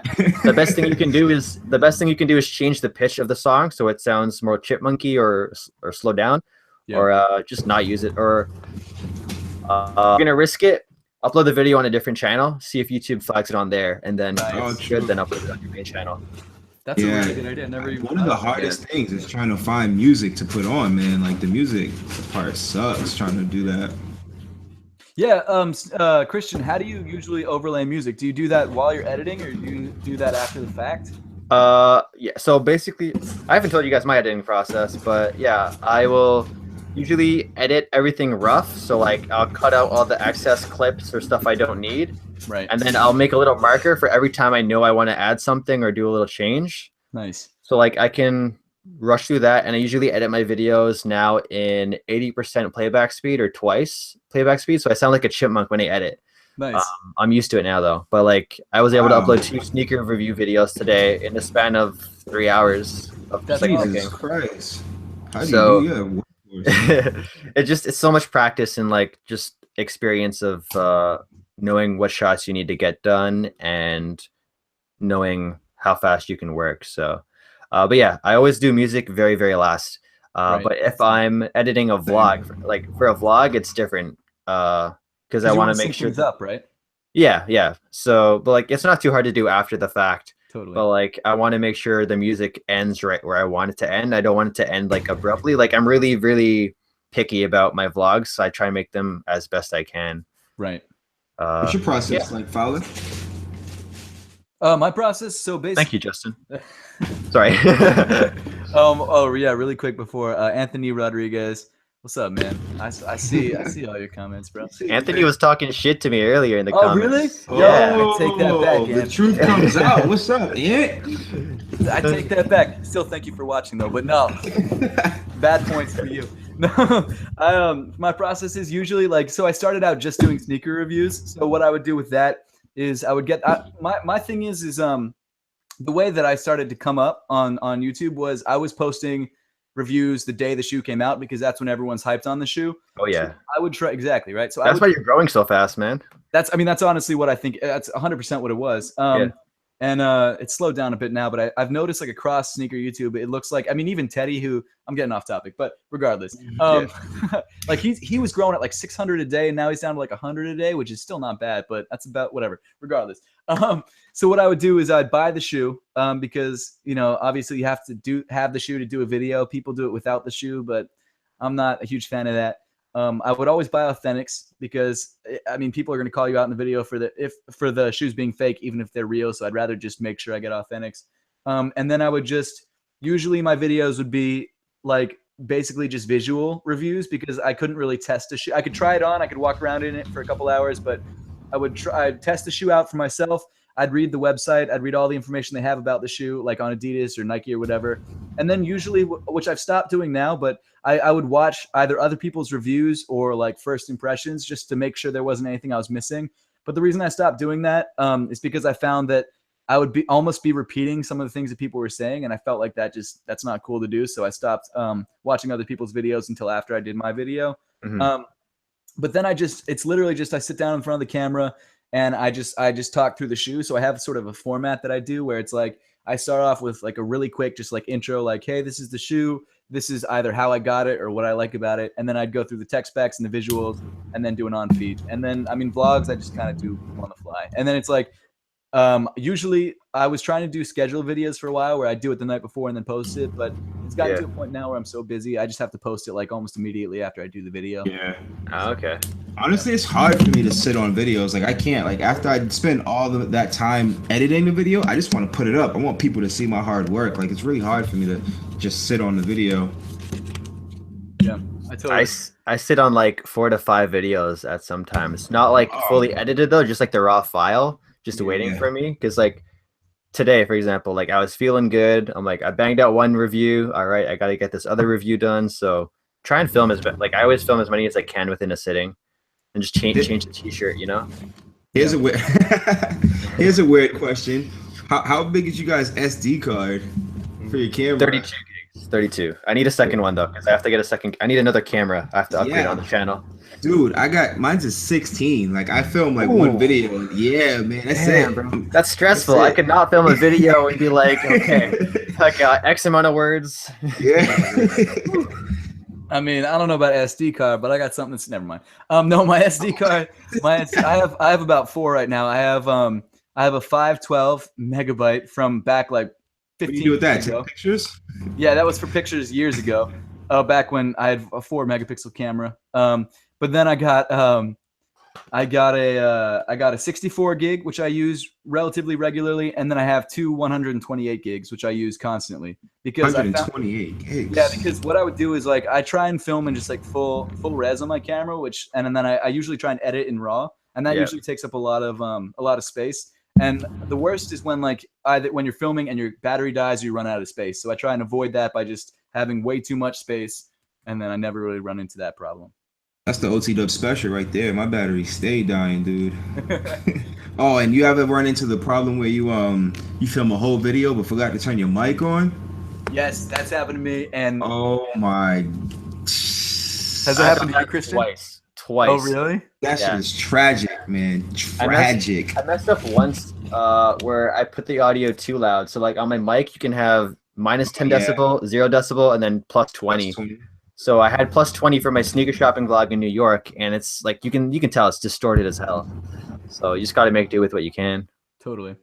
And I found that at the time I recorded without, because I use like this really cheap Sony clip-on mic that actually works. Yo, it's good. You showed me it, dude. Same one that Nightwing uses. That's actually the guy who put me on it. Like I watched one of his videos. Yeah, it's crazy. Like I don't know if it's still being made, but you can still buy them on Amazon. It's actually, if you guys are interested, it's linked in the description.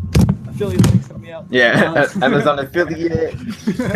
But no, it's great. And the problem was I had it like clipped onto my shirt, but I hadn't plugged it into my camera. And it was like 2 o'clock in the morning, and I needed this video to go out at like 2 because I think it was either for Snups or it was from like a sponsor. So it was like I couldn't just throw it out at a certain time. I had to be very careful about what I did. So I was just like, fuck it. I'm sorry, I didn't mean to curse. I was just like, screw it. Adpocalypse, no money for you, bro. I was just like, screw it, this video has to go out. I don't have time to record it. So I mean, good thing like the 70Ds mic is not great, and you pick up a lot of like ambient sound, but I mean it's better than nothing. You know? Yeah. Yo, my mouth is violent in my videos sometimes. Like I just like I don't know, man. I gotta potty What mouth. does that even mean? Your mouth is violent? Was that a bad choice of words? Do you have to like take a shower after you make the video? No, like I'm telling you, like straight up full bar of soap. Like I just be cussing away. Oh, really quick, because a couple people have been asking this, and I probably should have addressed this earlier. But so sneakers through your speakers will will be live every Wednesday at 8 p.m. Eastern time. We only do one guest at a time because the guests are awesome and we want to give them our full attention. So it's every Wednesday at 8 p.m. Make sure to tune in. It'll be on this channel. Yeah, so stay tuned for that, just to let you guys know. But actually, back to our discussion. The show is gonna end in 15 minutes. I think we should go take some Q&A. Yeah, let's do it up. Let's do it. Yeah, if you guys Ask have some any questions, ask away. One somebody- from Arias Films. What does your setup look like? Ooh. Let me Yeah, grab what do you mine. guys? Yeah, why don't you start us off, Christian? All right, so I use. So all of 2016, I filmed all my videos on this small guy right here. It's What a is Canon, that? Canon G7X. Oh, you filmed your unboxing every video Yeah. on that thing? Absolutely everything was with this small Okay. thing. I seen a It's- lot of people use for vlogging. Yeah, this camera is like the standard for vloggers on YouTube. Even Casey Neistat would use it as like his sidearm. That's what he called it. But yeah, G7X, can't go wrong with the G7X. It got the flip out screen, touchscreen, all that stuff. This little haircut's a wind filter, so when it gets windy, you're good. And then now I'm filming a lot of videos with my Canon 70D, which is massive. I got this big ass lens, which is worth more than the camera itself. So Is that an L lens or is it a Sigma? it's a Sigma lens, yeah. Nice. Ooh, And then I have a wide angle lens for vlogging, but I'm going to be getting a mirrorless camera very soon because it's way more practical, like Right. portability wise, and I can use this microphone on that. So it's really intimidating vlogging with the DSLR. If you can do it though, do it up. But Right. I've been so babied and used to vlogging with a small camera, my like a year and a half. So it's hard to adapt using a DSLR. Right. Yeah. For sure. That's How about you awesome. guys? I use for camera. Yo, so the craziest thing happened. I actually sent I sent Seth this picture earlier. Oh yeah. But Oh my goodness. so all right, before I get into that, for my camera, I use a Canon 80D. Nice. Ooh. Oh, you're a Can't- step above yeah. me. And Big Christian. boy. Damn. I Okay. got the 80D, and I don't know, a couple of different 10 more lenses. But Ds. my lens, 10 more D's. My lens is for my main lens I use is the 10 to 18. It's a Canon. I don't forget how much I paid for. It wasn't expensive. Yeah, Is it a 10 kit to lens? 18. Come with the I have camera? that too. No, it's not the one that came with the camera. You have that might be the same one actually. Wide angle, right? Yeah. Yeah. So I bought this lens stock. I didn't buy it stock. I bought the body, then I bought the lens. Yeah, same here. Yeah.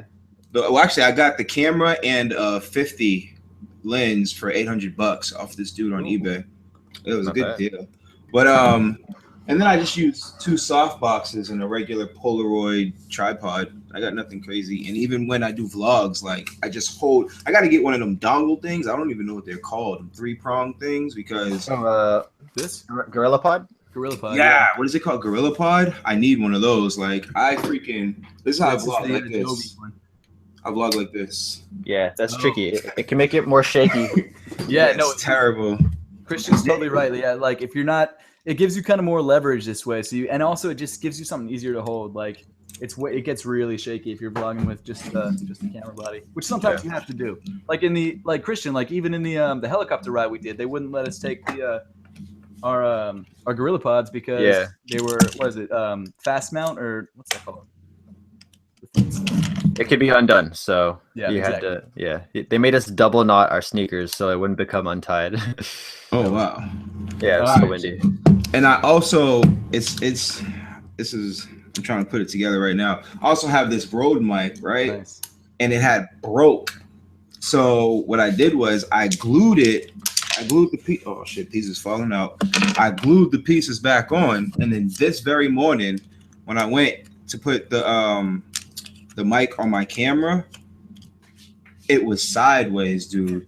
I glued it on side. Let me see if I find this picture on my phone. Like, yo, I fixed it. I had to break it again and to get it and put it back on, but it freaking.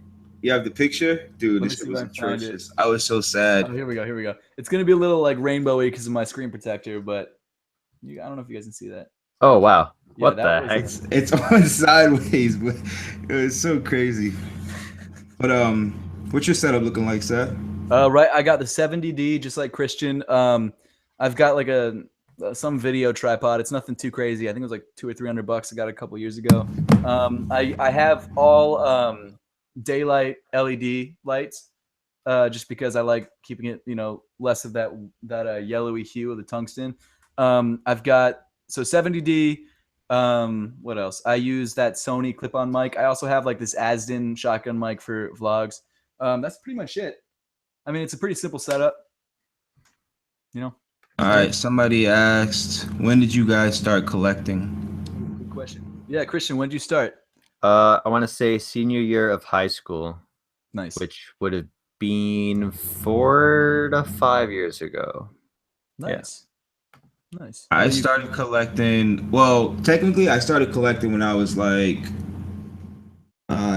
It's aging myself. I started collecting when I was like. I got my first job at 16, so I started buying sneakers then. And what year was that? Like 10, 12 years. But anyway, so I got my first job at 16, started buying sneakers then. And I had a small collection. I don't know, maybe like 10, 12 pairs. But then, crazy, my house burned down. And it started, the fire started in my room. It was electrical fire because of my space heater.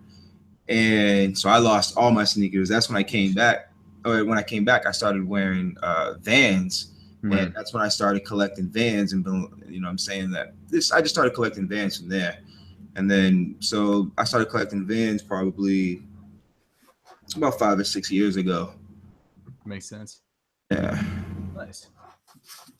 You said? For me, really seriously collecting after I graduated college, because that's when I had a job. So that would have been back in 2014. That's when I really started like actually buying on a very regular basis. Before that, I did have pairs. I think I probably started around the same time as Keon, like when I was 16. And that was just Vans and Converse and things like that because they were cheap and I could buy a lot of them. And then especially when I started working at Vans, that's when it all went downhill. Yeah, same thing for me in Foot Locker. Like I was slowly growing my collection. I think maybe like 5 to 6 pairs of a mixture of Vans, Supras, and Converse. And then when I started working at Foot Locker, it was like new sneaker every other week, like Nikes, Jordans. Yep. Here's a question. It's actually been asked by a couple different people. But Evan Bowden and Sergio Flores. Oh wait, no, just Evan Bowden. But still, shout out to Sergio Flores. Do your girlfriends like sneakers as much as you guys do? I mean, no, like my girlfriend likes sneakers, but like she doesn't really. I buy her sneakers sometimes just because like so we can go out twinning, but but like nah, she's not like she doesn't. Nah, she's not crazy about them like as much as I am. How about you, Christian? Which is good. Honestly, I prefer that because that way we're both not trying to stumbling over sneakers. We're not spending all our money on sneakers. Like I get to go broke and spend my money on sneakers, and she buys me food. So I think it's a good balance. Yeah. I actually saw my girlfriend today, but we didn't get to really talk too much. But she isn't as crazy as I am, because if she was, she would probably be doing it as a job too. But she has her taste, and she has like a pair of LeBrons, a pair of Jordan 10 Chicagos. I bought her Bread Ones for Christmas. Awesome. She still has yet to wear them. She's like waiting for just the right day, which is pretty cool to see. Like she is that sneakerhead mindset, waiting for the perfect day. I think she's going to do it after she finishes school this year. So that's awesome. Yeah. How about you? For me, my girlfriend, her name is Jordan, like, so she should be into sneakers, you'd think. But no, she the only pair of sneakers she has that are like actually like relatively hyped are Ultra Boost, and I just bought those for her because she was doing spinning about a year ago, and she's like, I need some nice gym shoes, and I was like, well, shit, get some Ultra Boost. I bought her some Ultra Boost, but that's it. I've tried to buy her. Honestly, I've tried to buy her. Look at that skin, so that doesn't really count. I tried to buy her some Jordan 1s and some Jordan 11s, but she just doesn't like the way they look, and she just like, I mean, she's more of like the she doesn't really have like a hipster look, but she's got like that more. I mean, you know the look I'm going for, like that more trendy sort of look, and she doesn't feel like J's or I mean Ultra Boost sort of, but J's don't really go with that, so I understand. And I'm not gonna like be mad that I can't spend my money on her. So why won't you be a hype beast? Breaking up with you. Actually, Edwin Hernandez says, "What is the most hype beast thing you own?" Thing. He didn't even say sneakers. He said thing. Yeah, Christian, what is it for it's you, like man? It's like a tie between my Bape hoodie or the zebras. Ooh, yeah, nice. How about you, Dion? I don't think I have much hype beast. I got the OG NMDs. That's pretty hype. Yeah, I mean, a year ago that was really hype. Yeah, seriously. I think the OG NMDs might be the most hype beast thing I have. I don't really go off of hype. I just, go off what you like. See, that's the mentality you need to have. I would say for me, I realize this is covering. Probably. Well, hold on. This is chocolates. That's my hype shelf right now. I think I've got. I don't have anything that's like crazy hype. I mean, like the Yeezys, just in general, they're always hyped. I think the rarest thing that I have, I don't know about like quantity wise, but just based on the amount of people I've seen wearing them, I think it's probably a Kith Ultra Boost because I've only ever seen one other person wear that or even have that. And that was like at SneakerCon, but they're not like crazy. Like I don't have anything that's worth over like $1,000. You know what I mean? Like all my sneakers are like me either. Yeah, I'd love to ask Blake Linder that question and see what it's probably gonna be the goddamn one. You could buy a house with his. Oh my gosh. Sneaker Polly says, quantity or quality? What's more important for sneakers?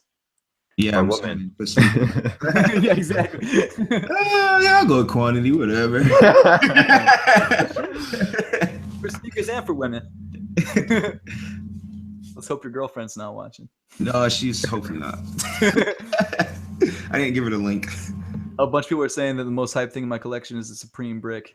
I gave that brick to Name Brand. So that video of Name Brand bashing the brick, that's my Supreme brick. Oh, sick. The most hype Supreme thing I have is either the Come Niggas On Vans or the pair of matches. Nice. Wait, Supreme matches like for fire? I got the matches. Oh my gosh. it's fire, bro. Like, to be fair, they sent it to me. I got the Sade t-shirt. You got that shirt? I sold it. Yeah. Bro, I want that money gun. How much do those resell for? That's sick. I'll check Stadium Goods right now. That thing's I was actually considering just buying one on eBay, like not a Supreme one, just a money gun, just because I want dollar bills. I don't have any hundreds, so. But to answer your question, I forget who asked it. Hernandez, maybe. I completely forgot. Yeah, I know. I think it's quality, really. Like quantity isn't. You over time you accumulate quantity, like so. It's never about the number of sneakers you have. It really is getting what you like. Like you start off with one, you end up with 50, 60, 100, 200, whatever. But just buy what you like. Sometimes, for instance, the All-Star ones is in my top 5 pair of Jordans. Like, and a lot of people say the quality on those isn't even great, which is true. It's like it's not the best quality of sneaker, but to me, those look phenomenal. Like I love that chameleon look on them. So sometimes it's quality, sometimes it's quantity, but it's more just what I like. Like I'm really digging those. Mm-hmm. How about for you, Christian? It's like more of a mixture for me.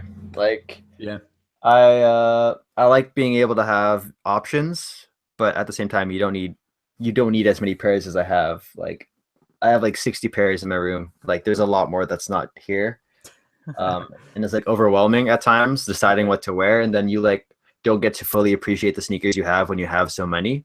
So that's why I'm trying to cut down and just get just the ones that you really like ones that you have really close like sentimental value with, or they were a hunt to find, or they're just rare.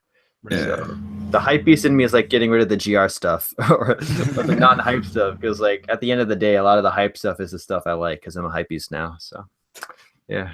Also, you can always just get GR stuff. Right, exactly. Anytime. You can. It is GR. Yeah, there's a reason why stuff is hyped, whether it's limited or it's actually a good thing. You know, I mean, there's other shoes that are just bullshit that are hyped, but What about you, Seth? for me, I'd say quality. I mean, I buy a crap load of sneakers just for this channel. I would have a lot less if I didn't have a sneaker YouTube. But for me, it's quality. Like quantity is fine, but I mean, if I can't wear every pair in my collection on a regular basis, so it's like, do I really need that many? And I only have.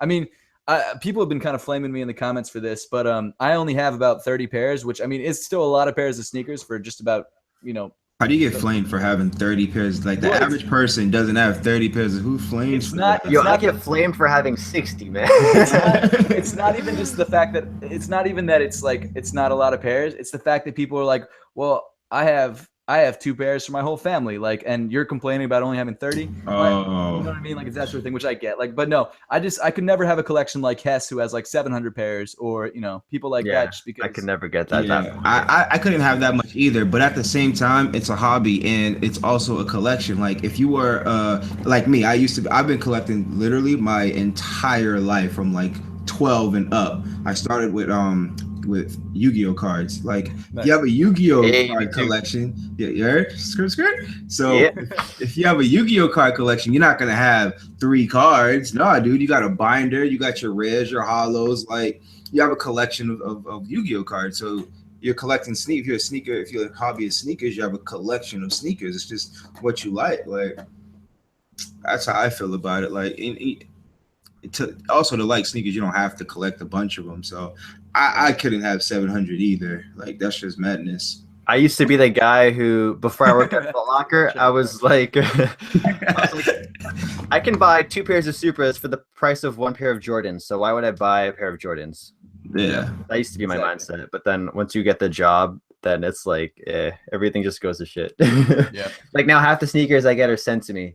So I can't even do anything about it anymore. It's just gonna grow. So I'm forced to sell off other stuff to make room. All right. Well, that's the 2-hour mark. So that is. So first of all, huge thank you to SneakerTalk. Thank you so much for being here. It's been awesome talking to you for sure. Do you have anything?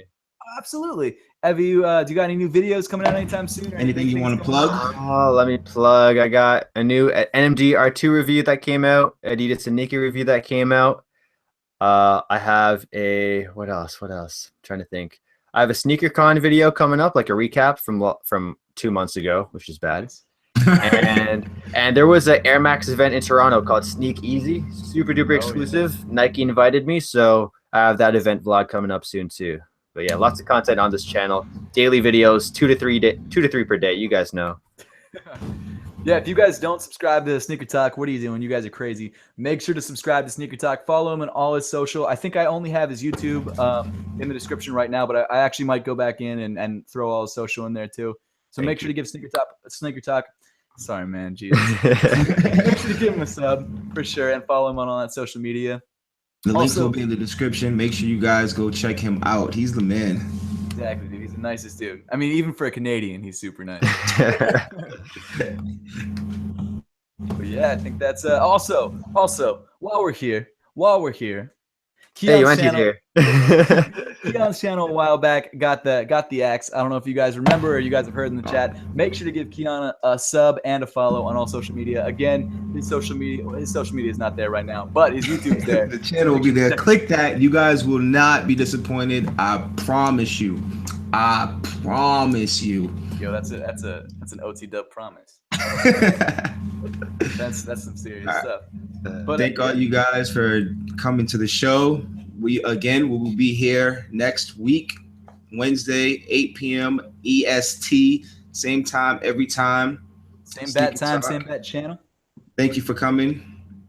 Yeah, thank you so much, man.